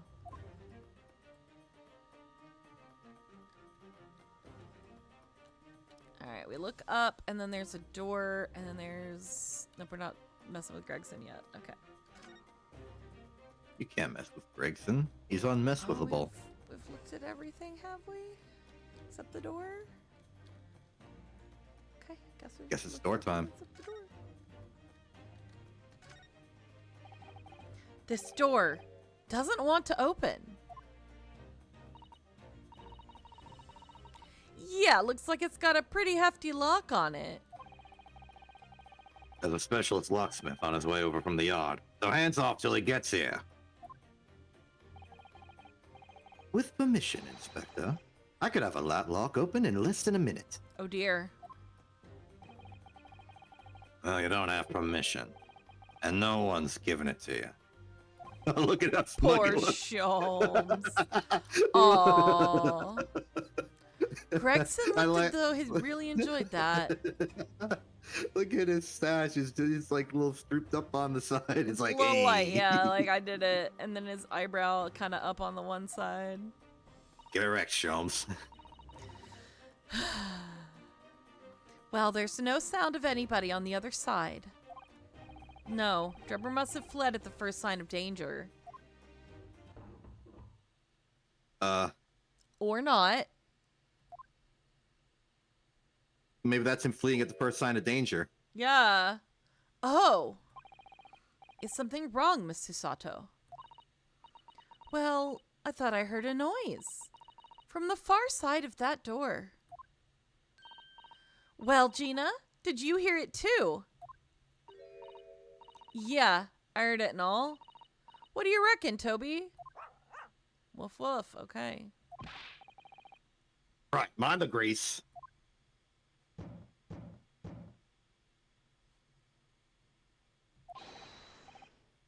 Whoever's in there, open up. This is Scotland Yard.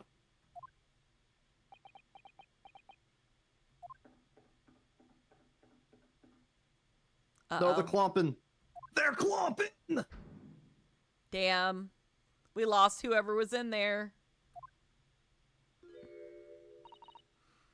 Oh my. Someone is in there. Ah, this rotten bleeding lock. Sholmes offered, dude. My dear Gregson, as I said only minutes ago,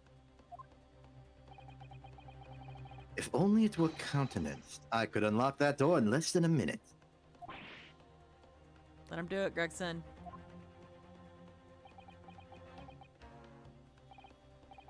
Fine. I'll take the rap for it. There we go. Just get us through that blasted door. Click. There, you may enter at will. You've confused minutes with seconds, I think. Time is of the essence, I feel. What are we waiting for?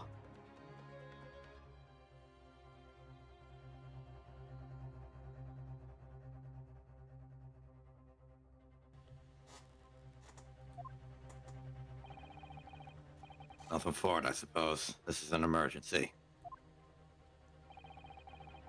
There's a strong possibility that beyond that door is the engineer you all seek. Be prepared for action, my dear fellow. Hey, I have a question. Can you, like, manually invoke an ad break real quick? Yeah. I just think this might be a better time to partition than in 5 minutes from now. Gotcha. Ads go. We go Ooh. ads. I'm manipulating the schedules. The schedules. We schedule in. Yeah. I don't think 3 minutes is long enough for me to make tea. Rats. I want to make tea, but I don't have time. So I make me Condolences tea, for your please. tea. Please, I need it. My throat hurts. I think I have reached my voice limit a little bit. Don't worry, I'm taking over for most of the rest of the day. Okay. We'll make it. We'll make it. It'll happen. I think I'm getting sick. I'm not gonna lie. No. I think I'm getting sick. No. I think that's part of the throat hurting is that I am getting sick. I'm feeling it coming on. Why does it always come on while I'm streaming? When I got COVID a couple years ago, was it a couple years ago? Last year? A couple years ago? Anyway, when I got COVID, it came on like while I was streaming, like during a stream. I just progressively throughout the stream started feeling worse and worse and worse and worse and worse. And then I finished the stream and I was like, dang, I think I'm sick. Like, I don't feel right. And then I was very sick. I'm hoping it is not the case this time. Maybe it's just a little allergies, but I did sneeze. Not that, I mean, you could see it, but you couldn't hear it because I muted my mic. I mean, Exception could hear it, but I muted my mic. Maybe I muted my mic. Maybe everybody heard me sneeze. I don't know. It was bad. It hurt. It hurt a little bit. Come on, ad. You're so slow. 1 minute go by so slow. Spoiler alerts. Many spoiler alerts. What's your favorite Ace Attorney character, like, of all time? My favorite Ace Attorney character of all time. Oh, that's a tricky one. Without spoilers, somehow. Yeah, that's kind of the issue. There's so many good options though. There's a lot of characters I really enjoy. We're about to meet one of them. Okay, that's cool. Like in terms of like population density, a lot of them are in this game because a lot of the characters are me. Like obviously Hosanaga's pretty up there. I think Strongheart's pretty cool. But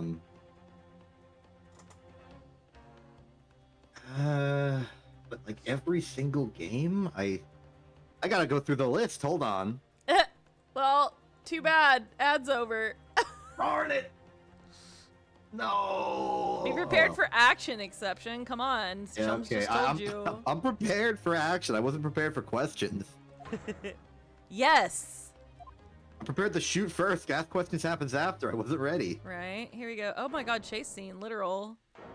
Oh, no, god, new there's a murder scene. bomb. Holy shit. Are you sure? Oh no, we're in it's blueprints. There's the safe. Oh my god, it is blueprints. Wow. No. They got you, Exception. I wasn't prepared for this. Well, so you have to solve the mystery of this room without my help. Sorry. Fine. Sorry. Why are there footprints on the ceiling? This room is wacky. Yeah. overturned bed, books everywhere, overturned everything almost. Was there an earthquake we didn't have? Like, we it's all like forgot for? upside down. The whole room is upside down apparently, because the footprints are on the ceiling. And all the furniture's upside down. This is kind of wacky. Okay, anyway. What's happened in here? There's a bomb, though. It's kind of my concern. Why is everything upside down? Rats! There ain't no one in here after all. But there must be. It was only moments ago that we heard those noises. Maybe it was all these items falling off the ceiling where they used to be. Yeah, right? Maybe that was the sound of Drubber running away. But there's only one door into this room. And no windows that could afford an escape route. The skylights are too high. Unless you climb on stuff.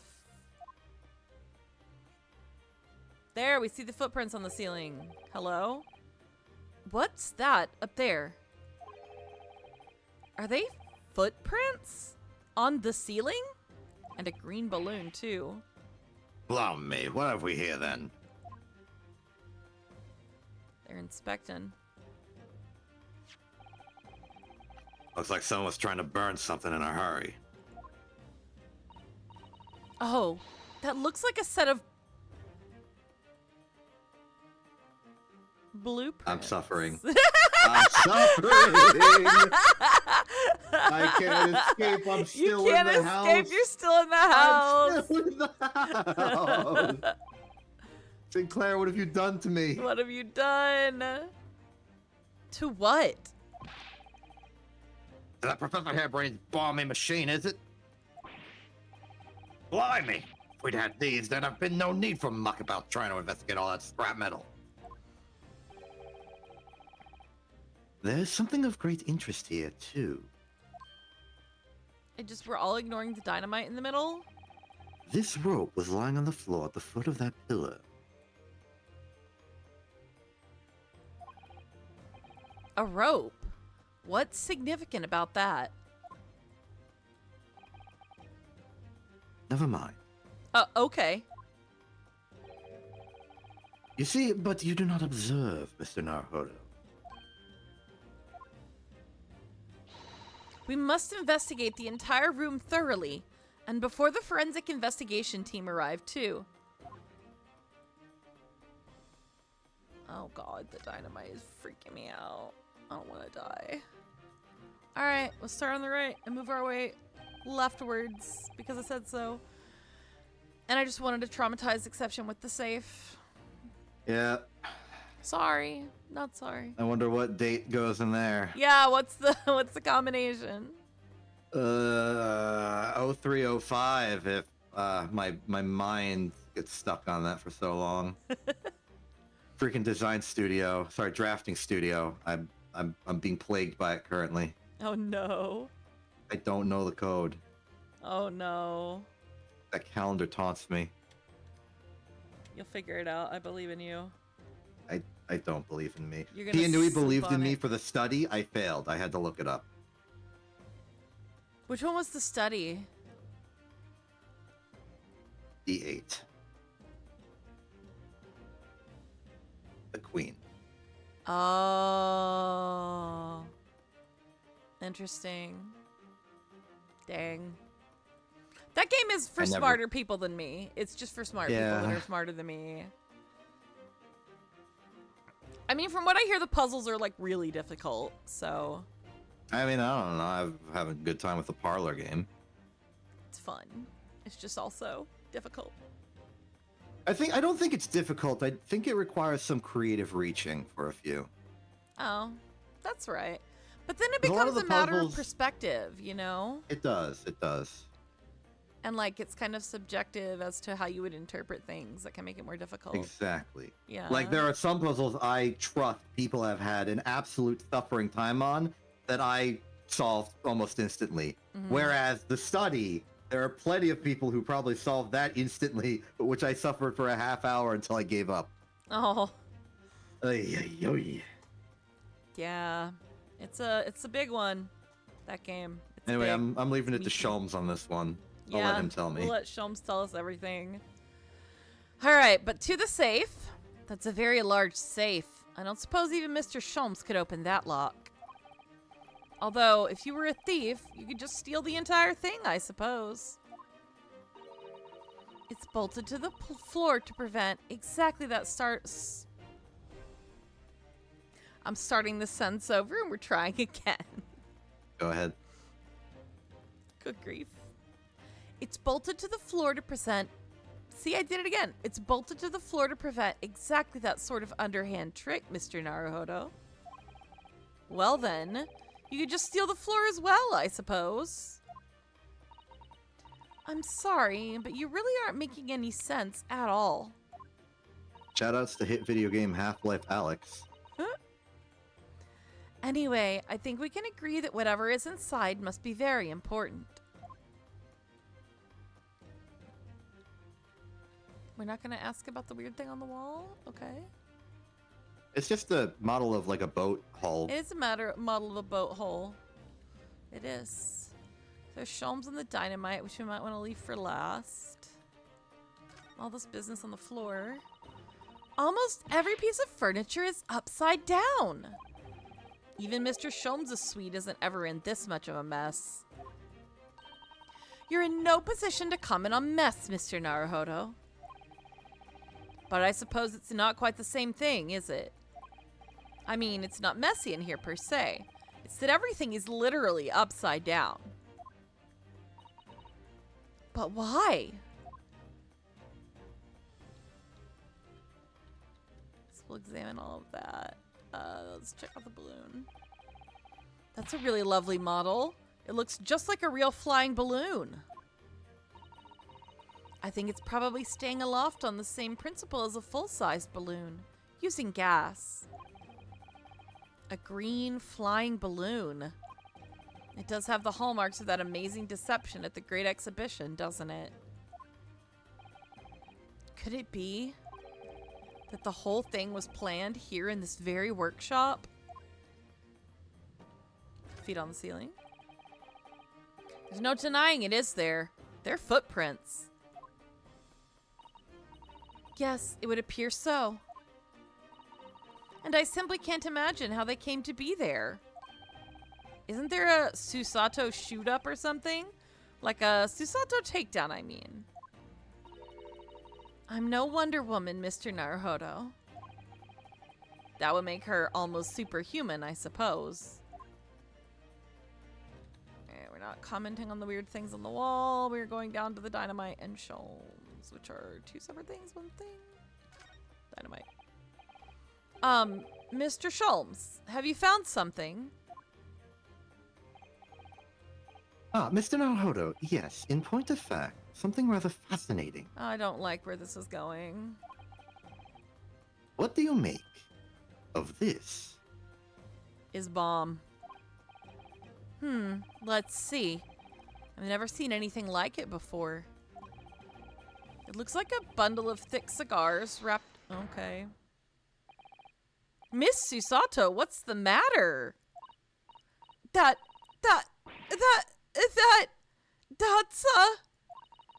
surely that's a time bomb, isn't it? What did you say? A time bomb? Sorry, but what is a time bomb exactly? Have you ever had a moment that you were really embarrassed about and wanted to erase from reality? Well, with the time bomb, you can blow up that moment in history as if it never happened. Oh my god, that's funny. Excellent interpretation, thank you. That's what Sholmes would do. I'm trying not to sneeze. I'm trying not to sneeze. You're allowed to sneeze. No, I don't want to sneeze.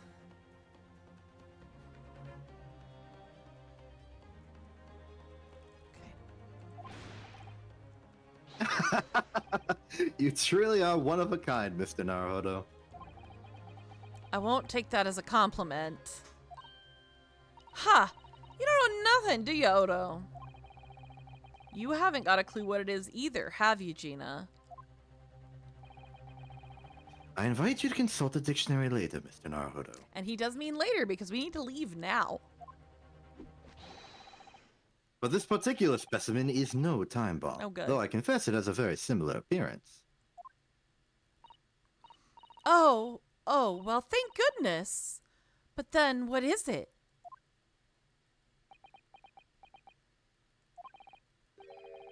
I see. So that's it.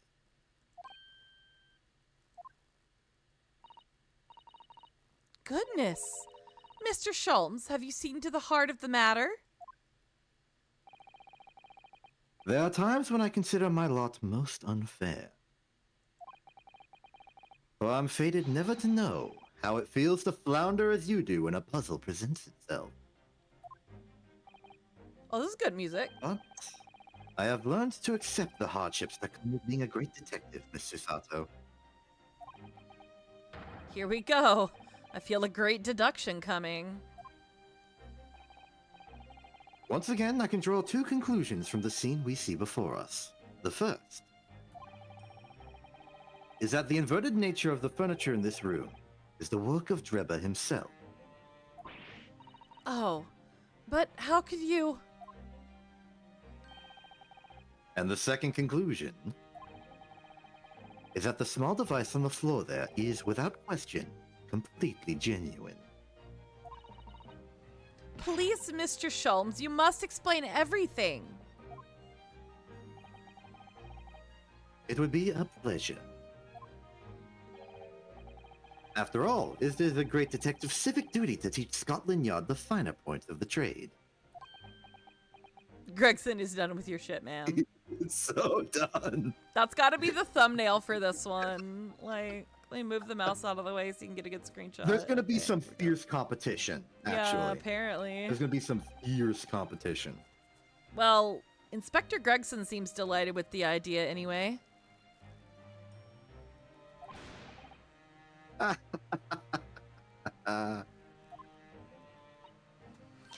Oh, you deflected the inspector's glare with such fortitude there, Mr. Schultz. Well done. You're too kind, my dear madam. I hereby dedicate this great deduction to you. You know what strikes me about this game and its predecessor? Literally everyone has two hands. And that's a good Yeah, thing. Everyone has two hands. So they can each hold two people's hands. Anyway. You mind explaining the network of hand holding? Like It would take too long. It's like a hydra. Every time you remove one person, another one appears. That's how this game works. It's like a ship hydra. Anyway. Kindly stand just there, Mr. Sato. Never forget that I'm a dirty, rotten shipper. Yeah. Oh, yes! I'd be delighted. Before we begin, I would like to say something. Uh-huh. So, there are great deductions in the previous game. There are great deductions in this game. Of all the great deductions in the Grace Ace Attorney 2, I'll limit myself to Ace Attorney 2. I would say that my least favorite was the waxwork one that happened previously. Like, Okay. The not deduction. the not no. I mean the actual deduction from the Waxworks Museum when we were talking about Before with the policemen and arm. stuff. Yeah. Yeah. That was the worst one. Okay. Going Fair. forward, every single great deduction for the rest of the game has some argument to be made for it being the best one in the game. So this is going to be one of the best great deductions in the game for a particular category of calling it the best one. Okay. What category is that? In this instance, I would give it the best production value. It is possibly my favorite in terms of flair and style and composition and stuff. That's fair. That technical side of things that makes it visually beautiful. Okay. I like that. I appreciate that about these, honestly. All right. I just wanted to give it the respect we No, deserve before we begin. the gravity that the situation deserves, it's real. Very apt choice of words. So, shall we begin? Here we go. Once again, Herlock Sholmes is proud to present his logic and reasoning spectacular. It's loading. The game is afoot. Deductima. Flipped furniture. Okay. It's plain to see that this room is in complete disarray. The bed, the table and chairs, the lamp, everything is upside down. Almost as if every item in the room had, until recently, been happily positioned on the ceiling, before falling straight down onto the floor. Every item in the room was on the ceiling. Are you suggesting that... Indeed, the key here is gravity. Okay. This is good It would production appear value, actually. technology has at last succeeded in freeing us from the great pull of the earth.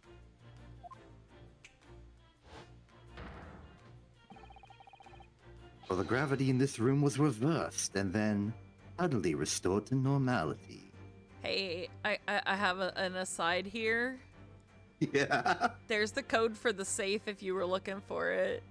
Thank you. I'm gonna put that into the study. Make sure you put that in your notes. I'll put that in my notes. Thank you for the help, Ascella. I can now beat the game. Goodness. The inverted furniture clearly reveals the truth about the part gravity played in this whole business. I quite understand your skepticism, Miss Susato. I too was incredulous at first. I love these two together. They're just so funny. However, my conviction in my analysis was cemented when I observed this. An anti-gravity device, almost identical to one that featured in a dream of mine only the other day, in fact. That's a bomb, Sholmes. It's not an anti-gravity device. It will certainly knock you off your feet. I guess so. But then why does it have a clock on it? A most relevant question indeed. That is a timing device that controls when the gravity direction will switch. There was certainly a requirement for the engineer to be able to restore normal gravity automatically. And the commotion we heard earlier from the other side of the door was the moment that the restoration occurred. Yes, the reason why everything in here has been turned upside down is because of the anti-gravity device. So you see, we need look no further to explain the state in which we now find this room.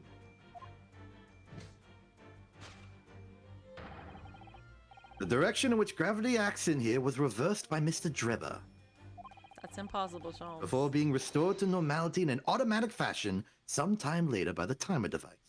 Okay, Sholmes. Sure. I have witnessed precisely this scene in a dream I once had when I fell out of bed. Okay.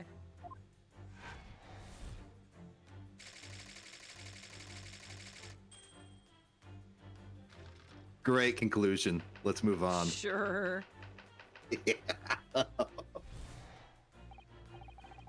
Now, let us consider the next conundrum. What was our engineer friend's aim? Indubitably, the greatest clue we have to explain his actions is above our heads. Yes. How was it possible that there are footprints all the way up there on the ceiling? A question whose answer will lead us neatly to the truth, my dear madam. The reason there are footprints on the ceiling is because of the nearby skylight. Of course, Drebber's aim was singular, to escape. However, there was but one way into this room, Excepting the skylight, that is. Ah.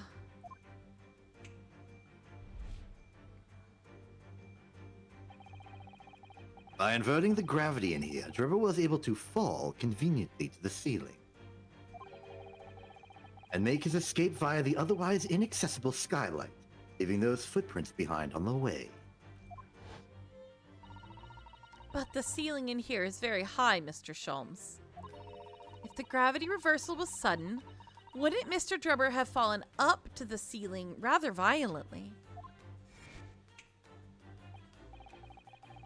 Falling up is both scientifically and philosophically a rather interesting concept, I feel. But the man was cornered with nowhere to run, so escape through the skylight was his only option. You may recall that I found this in the room earlier, which I believe offers a solution. Okay. Oh, the rope. To reach the intended destination, what better tool than this rope? By anchoring one end to the wall, the man was able to lower himself safely to the ceiling. Which explains how Drubber was able to escape this room before our arrival.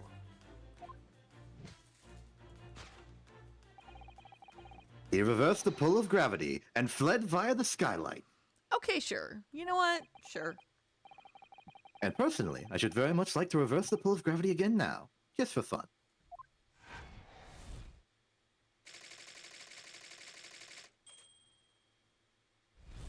Cool. Sounds great. Thus concludes Sherlock Sholmes' great deduction of this topsy-turvy puzzle.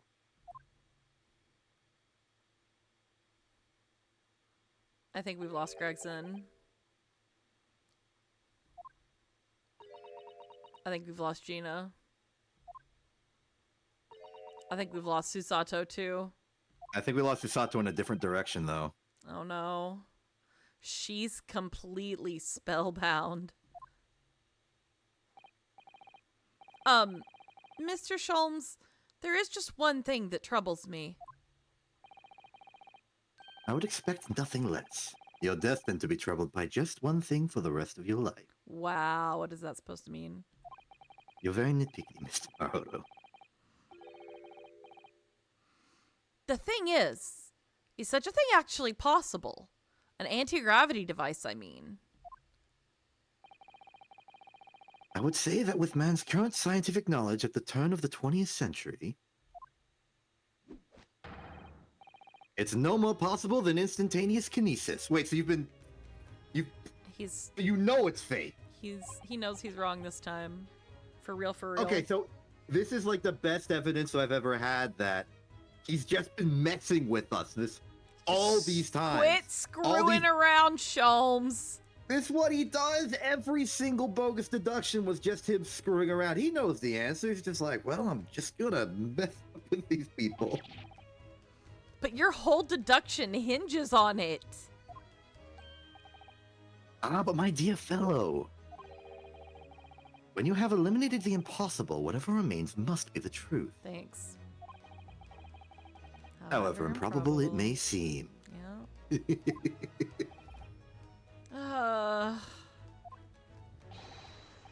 It's a marvelous line, wouldn't you agree? One of my more endearing pearls of wisdom. I had Iris come up with the exact phrasing. My original was clumsy. Yes, I have a feeling I've read it in something that Miss Susato lent me once. Objection. Oh, Susato objected. Actually, there is one other thing, Mr. Sholmes. Ah, the spell's broken at last. Darn. The rope you found was on the floor, wasn't it? Indeed it was, in lonely coils near the wall. Snack. It's another snack. But if Mr. Drubber had used it to escape in the way you described, wouldn't it still be tied to the wall? Aha. Mysteries inevitably unravel in the end, as I think you'll find do ropes. That's a flimsy excuse. Right? And as evidence of such, you need only look at the mystery we faced in this room, now skillfully unraveled. Is it, Sholmes? Is it? That argument is as circular as the coils of rope. I think perhaps we might need to give Mr. Sholmes the usual little helping hand. Something about Susato's expression here seems so, like, patient. Like... She's trying Oh. her best. Hi, buddy. I got a kitty cat visiting. Hello, Mr. Prompto. Do you want to be on the stream? What you doing, buddy? What you doing? I've stopped to pet the little man. It's very important. Say bye, buddy. Say bye to Exception, buddy. He didn't say anything this time. He didn't say anything to you. I'm sorry. Try to get him to talk to you. Try to start a conversation between people I care about and the cats I care about. It's very important. Yeah, it's very important. I'm sure with some minor corrections, the great detective's great deduction will lead us to the truth. Yes, you're right. And we must do it quickly before Enoch Drubber gets too far away. If you're ready, then let us resume.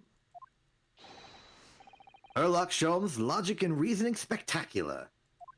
Lord. Round 2. Course correction. Hold it, Mr. Time for Sholmes. production. Part 2.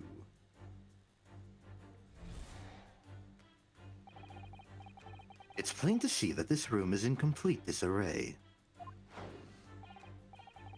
The bed, the table and chairs, the lamp, everything is upside down.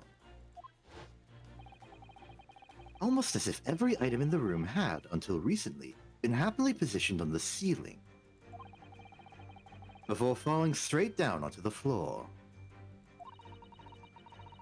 Every item in the room was on the ceiling. Are you suggesting that... Indeed, the key here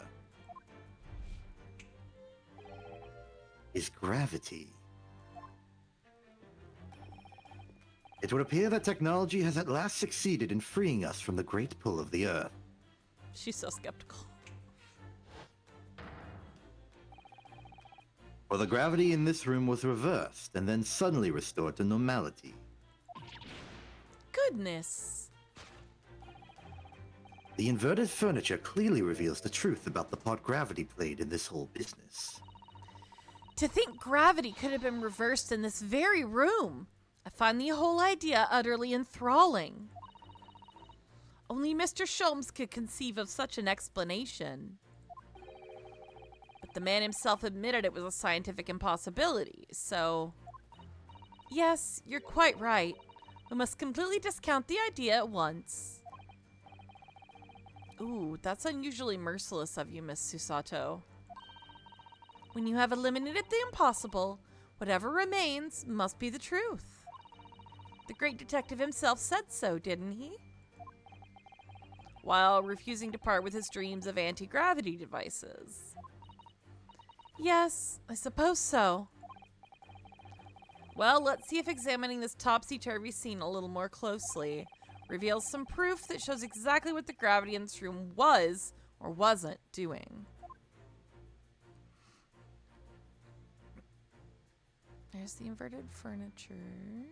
What else we got to look at?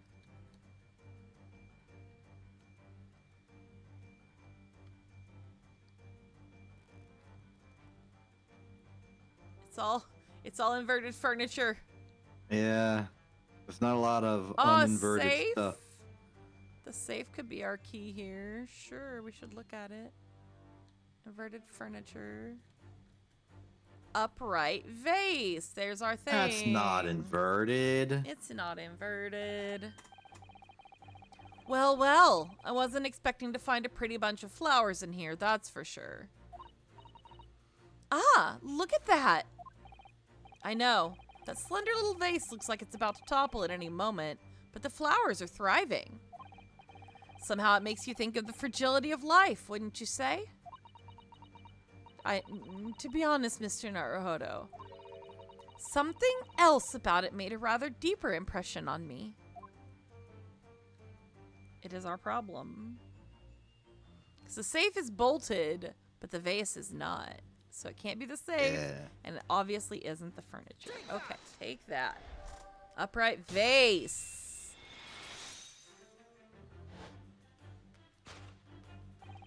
The upright vase clearly reveals the truth about the part gravity played in this whole business. Upon my word, Mr. Naruhodo, you've surpassed yourself by completely turning my argument on its head. Trying to impress your assistant here, perhaps. Okay, Sholmes. I was jealous. No one is trying to steal your spotlight here, Mr. Sholmes. Trust me. As you rightly say, though it appears at first glance that all the furniture in the room is upside down. This unassuming slender vase is standing keenly to attention. And unlike the large safe, there is nothing affixing it to the floor. Ha ha ha ha, I was so right. And it's the exception, that breaks the rule. Yeah, I do. You do. In short, much as it pains me, the gravity in this room was never inverted at all. My deepest sympathies for your loss. Oh, poor Mr. Sholmes. He's fine. He's but fine. The show must go on, so let us continue with our deductions. Now that we know that this contrivance is not, in fact, an anti-gravity device, there remains but one other possibility. You don't say. Someone deliberately turned over every piece of furniture in here. Which might sound obvious, but leaves one mystery very much unsolved. Namely, why would anyone choose to do that? Quite, and naturally there is an explanation. Yes, the reason why everything in here has been turned upside down is because of the anti-gravity device. He's absolutely determined that this device must have something to do with it, isn't he? I'm afraid the lure of an exciting scientific explanation is too strong. Well, there's no doubt that somebody did this. Somebody turned all this furniture over. So whoever it was must have had a reason. I'm afraid nothing comes to mind at all, though. Well, let's look around and see if the answer presents itself. It's got the quote anti-gravity device, the coal burning heater, interesting, and probably the safe combination is what we want to see. Look, there's something written on the underside of this armchair, much to Exception's chagrin. Oh yes, safe 432582. Safe, as in safe and secure? As in secure lockable box, I think. Admittedly more likely. Well, there is a large safe bolted to the floor on the other side of the room, so yes. So you mean this number would let us open it? Let's open it then. I wonder why it's written here, though, because somebody can't remember things. Present. Take that!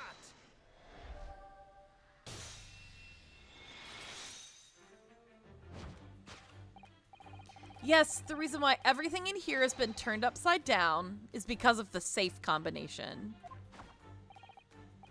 Precisely. I believe, Mr. Naruhodo, that you had a very similar experience once, did you not? Yes, last year. When I bought a lottery ticket and noted the ticket number down on the inside cover of a book just in case. That's it. Well, people are forgetful souls at heart, and always make a written note of important information. Just keeping the ticket itself safe would be more sensible, I think. And what, pray, happened next, Mr. Naruhodo? When the day of the draw came around, I'd forgotten which book I'd written the number in, and had to turn my rune upside down to find it. But people are forgetful souls at heart, and always forget where they've noted things down. As nothing more real has ever been spoken by this man. Not if you always note things in the same place, like Susato. I actually won the second prize, you know. But I couldn't remember which magazine I'd slipped the ticket into. Thank you, Mr. Naruhodo, but I believe I've proved my point now. It's fine. We're just neurotic. It's fine. Which is that a very similar scenario has clearly unfolded in this room. Finding himself requiring access to the safe, the occupant of this room needed the combination code. He remembered that he'd written it on the underside of a piece of furniture, but forgot which one. Leading to the state. Oh, sorry. I'm butting in. I'm Shomsen. You're Shomsen. Leading to the state in which we now find this room. Yes, Mr. Driver overturned all the furniture in here.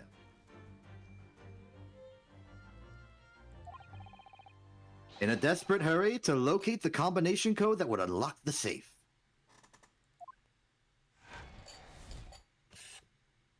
Booyah. To find the safe combination.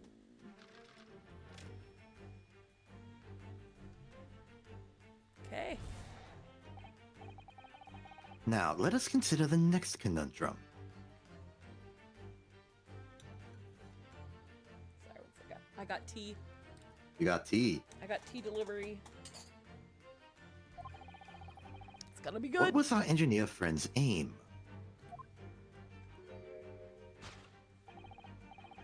Indubitably, the greatest clue we have to explain his action is above our heads.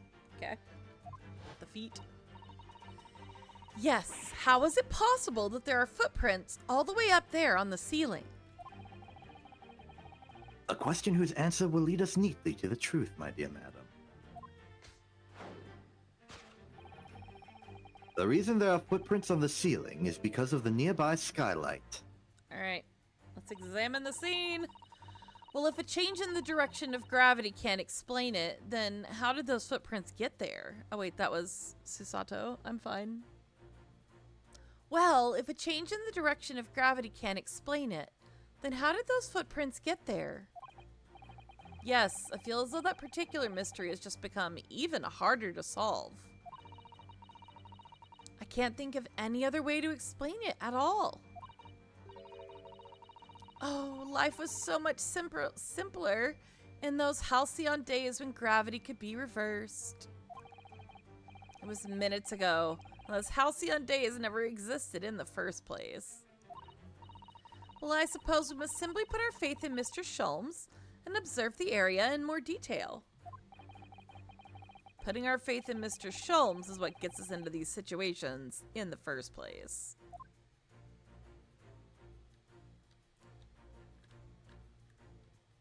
There are footprints and a shoe on the balloon. I see. Let's examine the balloon. I just want to see what we have to say about it. This is a gas balloon, isn't it? It's tiny, but it does seem to be a real balloon. Yes, I think you're right. I think it's helium that's keeping it up. A green gas balloon. Why does that seem to ring a bell with me? Come on, man. If you can see, there are footprints on this balloon, too. Look. Oh, yes. Surely that's a clue, isn't it? Though what it tells us, I'm not sure. The real problem is not the footprints or the skylight, it's the shoe. It's hard to believe, but there's a shoe up there. Look. Oh, yes. And there are more footprints on this little balloon, too. Perhaps the shoe was thrown up there and became lodged, do you think?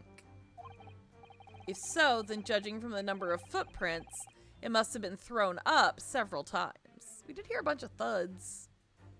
Maybe it was a thud. Why would anyone be throwing shoes up at the ceiling, though?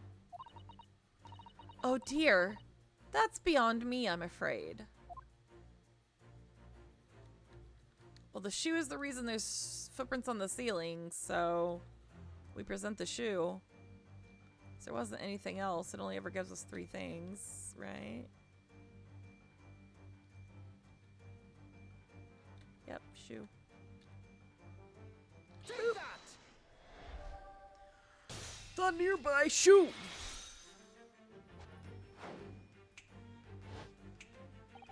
The reason there are footprints on the ceiling is because of the nearby shoe.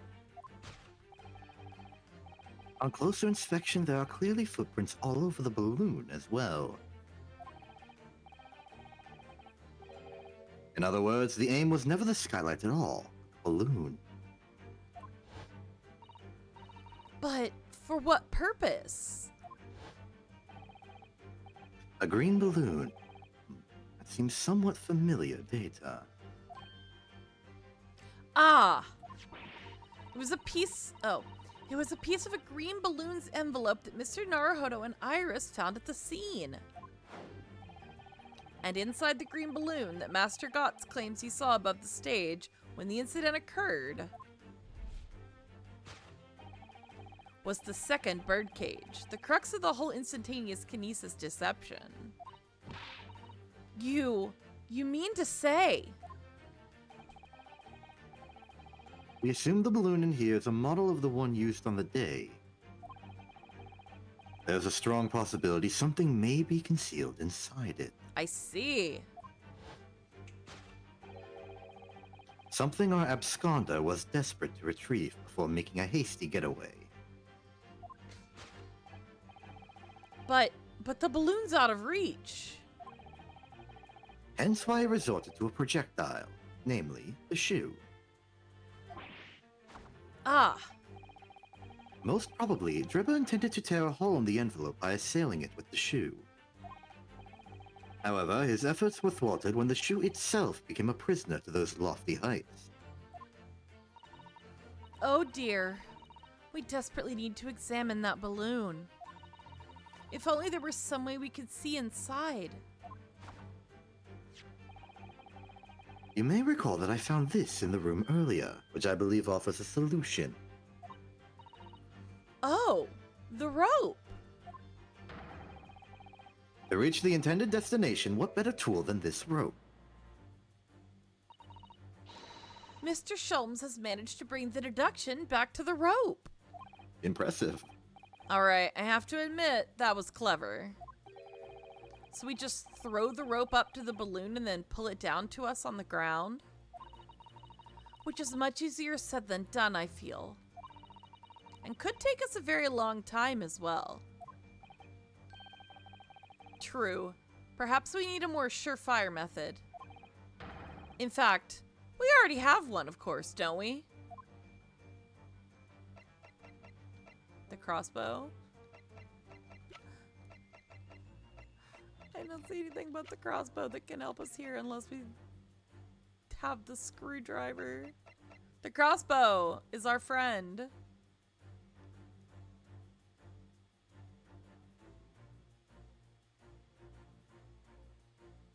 I'm gonna assume it's the crossbow. Take that! You're good at this. Ha ha ha. To reach the intended destination, what better tool than this crossbow? That was found at the scene, in fact. And in all likelihood belongs to Mr. Drubber. If the man had only brought it away with him that day, he could have avoided losing a shoe at such a critical time as this.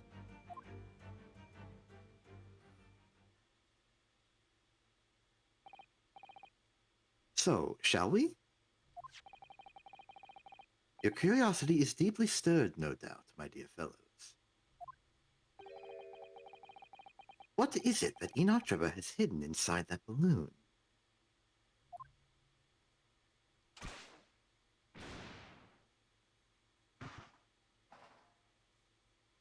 Oh. What the? A waxwork. Indeed it is. A waxwork head inside a metal mask. A mask that is shut tight and fastened with a strong and quite impenetrable lock. So we can't see the face inside, that means. Just a moment. This is the head of a waxwork model? Does that mean... Oh, goodness. I see you've joined the dots, Miss Susato. Excellent. Ah, of course. A headless waxwork model. The case of the abducted Madame Tuspel's model that you largely solved. It was only the head of the killer that was still missing. Indeed it was. But I believe Madame Tuspel's will now have to settle her sizable account with me. This, as you have now surmised, is the head of the infamous professor. Yes. But why is it here? This conclusively confirms my suspicions. The man responsible for stealing the professor from Madame Tuspel's and returning it, sans tete, earlier today was none other than Enoch Drebber. Wow, Is it like dang. guitar? I don't know. This is incredible. Professor Hairbrain's case and the waxwork abduction are... They're inextricably linked by Enoch Drebber's workshop. Yay, waxwork head. I want to break the lock. Well, it appears our logical pleasure cruise has come to an end, my dear fellows. All that remains is, yes, to speak with the architect of this adventure. The architect? You mean Mr. Drebber? As it seems quite impossible that he escaped via one of the skylights. Obviously, the man must still be here in the room. And he has heard all of this shenanigans. Cool. What? And his location should be abundantly clear. If you simply reflect on the journey we've made together during this deduction. Enoch Drebber is right here. Somewhere in this room? So, Mr. Naruto, will you do the honor? Yes, of course.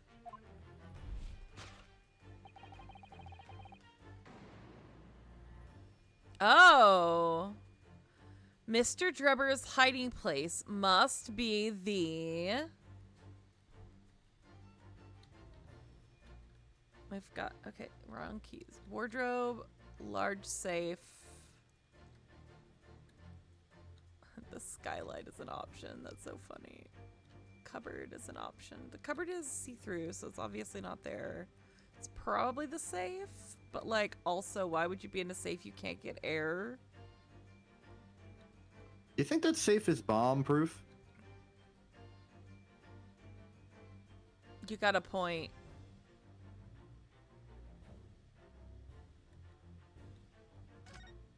You got a good point. Look at all that mess in front of the safe. Yes, plans and accounting ledgers that were probably in the safe before.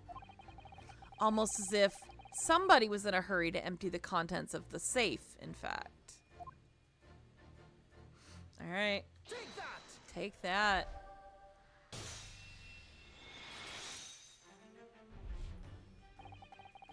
Before we gained access to this back room, we heard noises from in here. Which tells us that the engineer was still in the building at that point in time. He was in fact searching for the combination to his safe. And pressed for time, made no attempt to right the furniture that he overturned in the process. From which we can deduce that his search for the combination happened very recently indeed.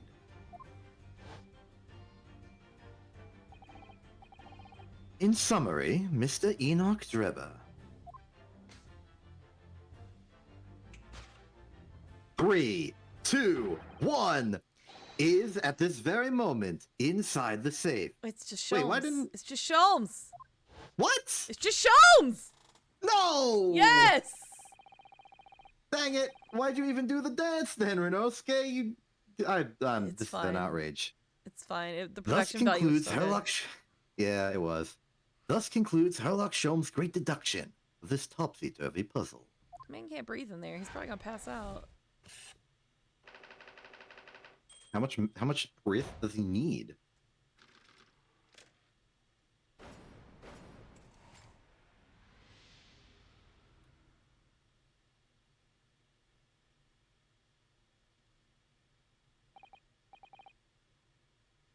So, Mr. Naruhodo, I think perhaps it's time we ended this game of hide and seek, don't you? By opening the safe, you mean? What else? Let's see. The combination was 1 4 3 2 5 8 2. I knew that. All right then, here goes. Get ready for this. This is like the most me character in the entire game. Oh no. Cool. He's in there all right. You found me. Okay.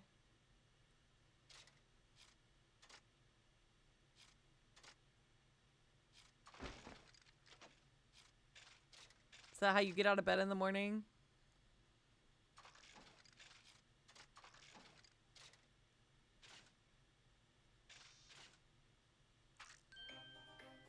Oh my god. Wild. Presenting! Right then, sir. Mr. Enoch Drebber, I presume. Correct. You'd better start talking. You tricked Professor Hairbrain with that bogus machine you built. And you shall have to explain the theft of the waxwork from Madame to Spells as well. He's so exception coded. I got you. Love it. Whilst I would be delighted to answer your many questions,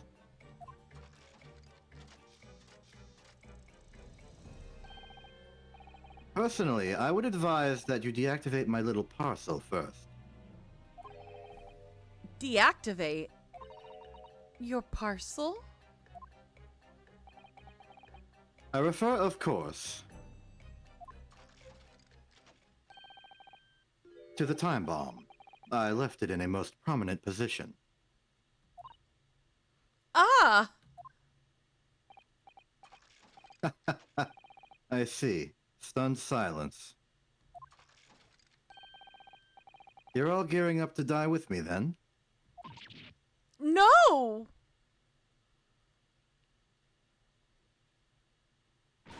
Mr. Sholmes! With only 7 seconds to spare! That was too close for comfort. I've got 1 foot in the grave already. Are you trying to help us get a killer or get us killed? Mr. Sholmes' deductions can be completely life-altering, can't they? Well, my dear fellows, that was a close shave. The resemblance to an anti-gravity device is really quite startling, I must say. Is it?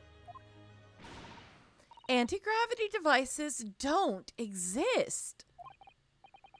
Oh, I wouldn't push it, Mr. Sholmes.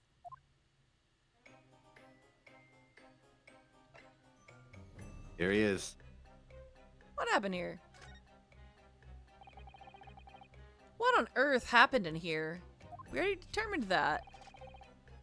You've found me, haven't you? No need to screw me down any further. Everything in here is precisely what it seems. Yeah, well, we'll be giving it a thorough going over, don't you worry, Drebber.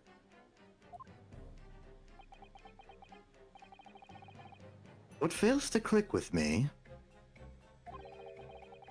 is how you were able to locate my workshop. That I was not expecting. When I heard whistling from the other room, I knew it was time to bolt. Sorry, I'm drinking tea. Whistling. Ah, that would have been me. Oh. For some reason, I woke in fine feather today.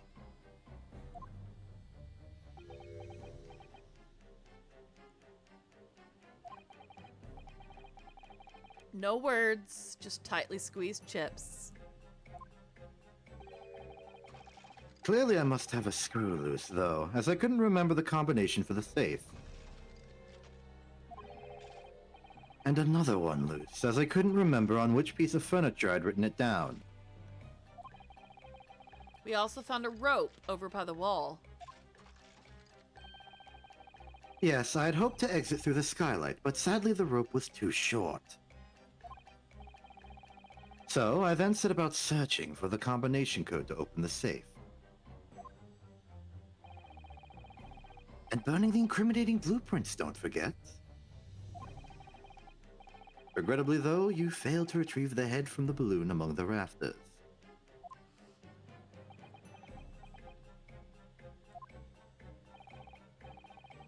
And after that, you hid yourself inside the safe?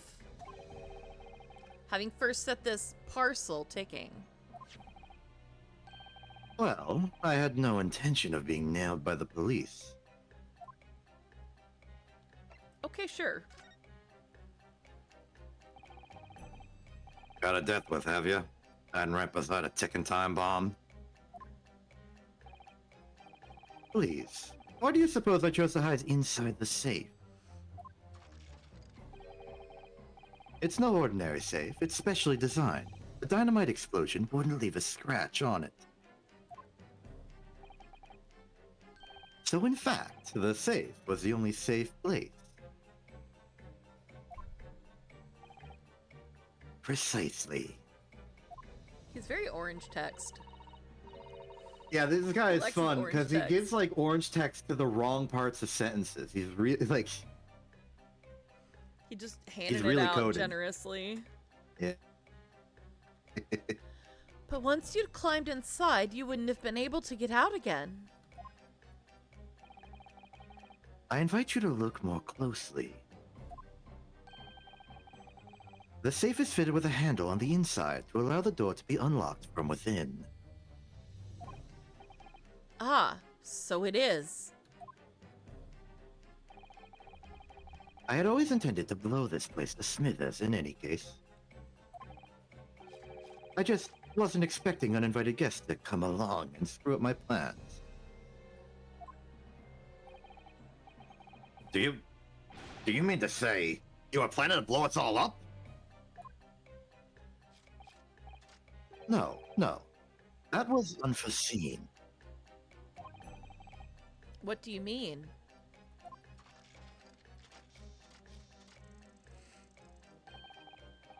Most people run, you see, when they see a ticking time bomb at their feet. Ah, I calculated the time required for retreat to a safe distance and set the device accordingly. But your seemingly endless discourse in here threw a spanner in the works.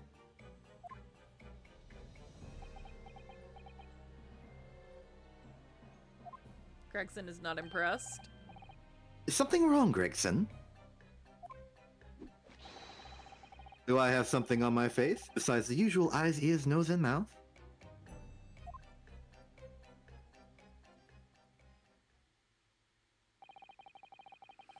I think we have a fairly good idea of what's been going on here now. But what about the two incidents you've evidently been involved in recently? If he's not talking, I swear to God. Professor Hairbrain's instantaneous kinesis experiment at the Great Exhibition. And the waxwork model you stole, which this head belongs to. That's no ordinary head, you know. That's the head of the professor. Clad in a mask with a lock so strong, I'm unable to open it safely to reveal the killer's identity. I've been considering carrying it around as protection. After all, this is you. That's enough. What's going on here, Gregson? I'm sure you're aware that I have sole jurisdiction to investigate here. Yes, well... Dr. Scythe again. So the forensic investigation team are here. And you know full well this engineer is a key witness. Why are you allowing this lawyer access to him? If Lord Strongheart knew of this, you'd be finished. Okay, Snake Lady. You lot, leave at once. My dear madam, there's no need for such a threatening tone, I assure you. After all, that's no way to greet an old acquaintance, is it, Dr. Scythe? Hello, Sholmes. Mr. You got a Sholmes history knows of some Dr. kind or Scythe. sort. I told you Sholmes had two hands. He's Maybe got he two needs of 'em. more. He needs more. Yeah. I almost said something unhinged, but I'm being good. Ad break saved you from saying something unhinged. It did save me. It did. Congratulations. Anyway, I've been scrolling through... Congratulations. Sorry. You've been scrolling, yes. What have you been scrolling? I've been scrolling through the Unicore.org's like list of all like Unicode characters. Okay. And I know that an Oshi mark is supposed to be like an actual emoji, but I found this, which I have DM'd to you. Oh, I'm gonna go look. Oh. It's like a little star. Yeah. Ah, it's cute. I like it. So I think maybe that plus something normal, or just that. I don't know if you've seen my thumbnails, but I kind of use the star as a signature, almost an emblem. Separate to all of my other like stylings. It just sort of came with the family, you know? Not necessarily my family, it's just a family. You know, sometimes you learn a story and you're like, man, this story is really cool. I'm going to appropriate the symbolism from it. Steal So all the I did. things.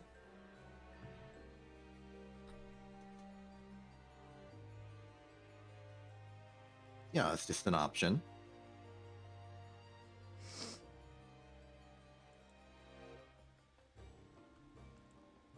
But then, yeah, there's also the other options that we spoke about in our grand conversation several months ago, like Yeah. Cloud, that weird like 4-diamond glass square thing. Yeah. The possibilities also been- are in fact endless.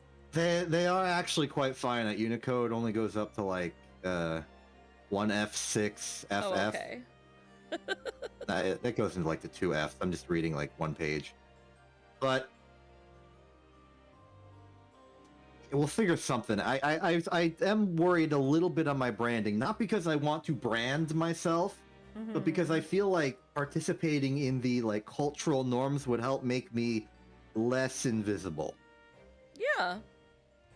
I do believe in the black box theory of technological convenience, in that the best like form of technology is one that's so well integrated that it becomes like a seamless extension of oneself. But as a performer slash entertainment slash whatever I am on the actual what I do, it kind of doesn't work to be unseen.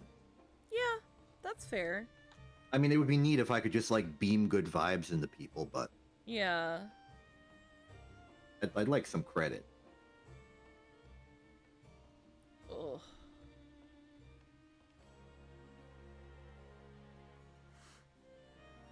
Okay. Kind of the Good timing though, because the ad is over. That was good timing. good. I was stopped from going into a big philosophical spiel about the nature of transparency. Beautiful. So we can proceed. Mr. Sholmes knows Dr. Scythe. If it's protecting the machine next door that's causing such a sour expression on your face, you are quite misguided. It's really nothing more than a shell. Get out. But of course, we'll show ourselves the door. I see you haven't softened at all. God damn. Mr. Naruhodo. Yes? It would appear that our delightfully entertaining investigations have run their course for today.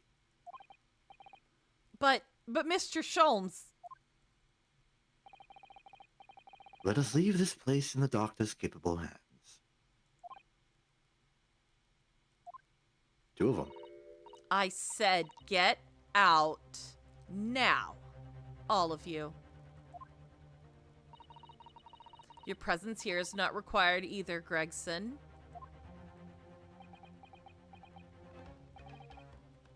Understood. But I'll just say one thing before I head off. If it wasn't for this lawyer and his companions, we'd never have found this place, and the whole workshop would have been blown to bits. There was a time bomb set in here, that this lot disarmed. Inspector. I don't think she cares.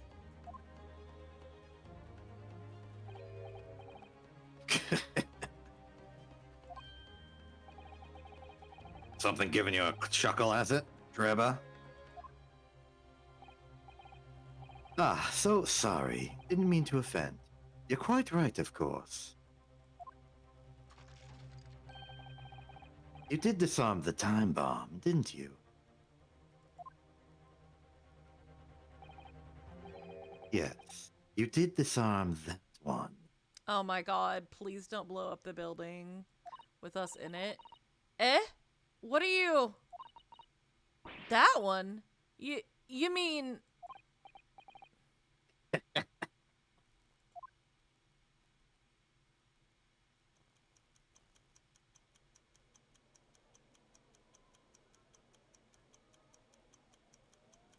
Oh no.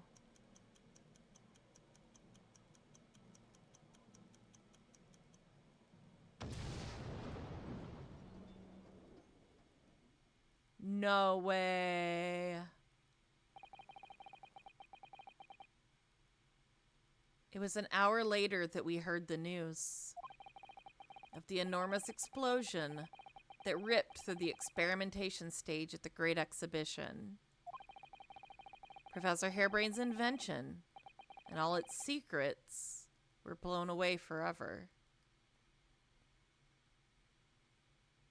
Ayo! What the fuck? What?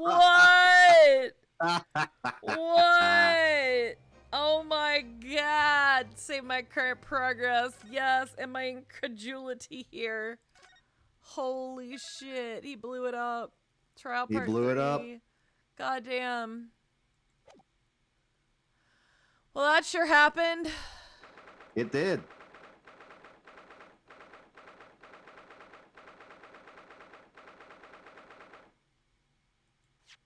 Oh my god.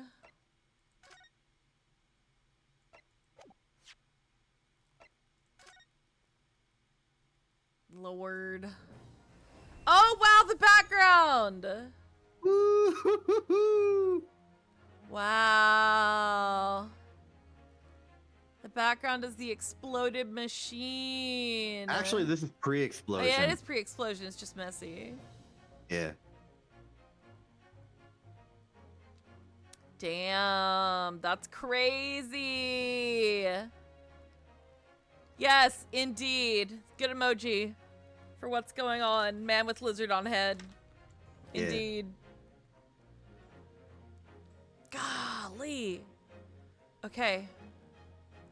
Well, That was a good stream. Yeah. That was some juicy details today. Also, I would just like to add 2 more Oh. returns of the great departed souls to the list. Okay. We have the professor who was killed and returned from the grave. Mm-hmm. There's a returning departed soul. Yeah. And then we have Drebber, who witnessed the event, then became like secluded from society, and has now returned to this situation, stealing the professor waxwork and all the other shenanigans. A lot of returning great departures. A lot of returning. Yeah. Such a cool game. I love this game. Yeah. I love this game. So good. Okay. Well, that's all I've got until Monday. I'm gonna go die because I'm very sick, I think, unfortunately. But hopefully I'll be better by next week. Yeah. I sneezed. You Twice. And my nose is burning and my throat is burning, and I'm like, oh no. Ascella dies on stream part 2, I guess, because it keeps happening. But I have to wake up tomorrow and do things tomorrow, so I can't be sick. I can't be sick. I have to go sleep it off real quick. So that's where I'm headed after this. I'm gonna have a little bit more tea and go to bed. And then do so much work for my interview series. I have so much work to do. God. It's fun. It'll be fun. I have a lot of work to do though. Yep. But okay. Got any parting wisdom for us, Exception?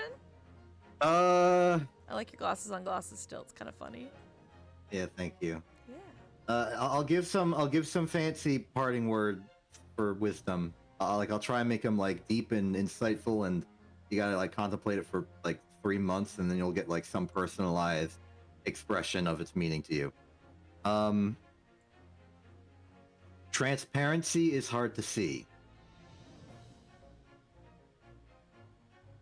Okay.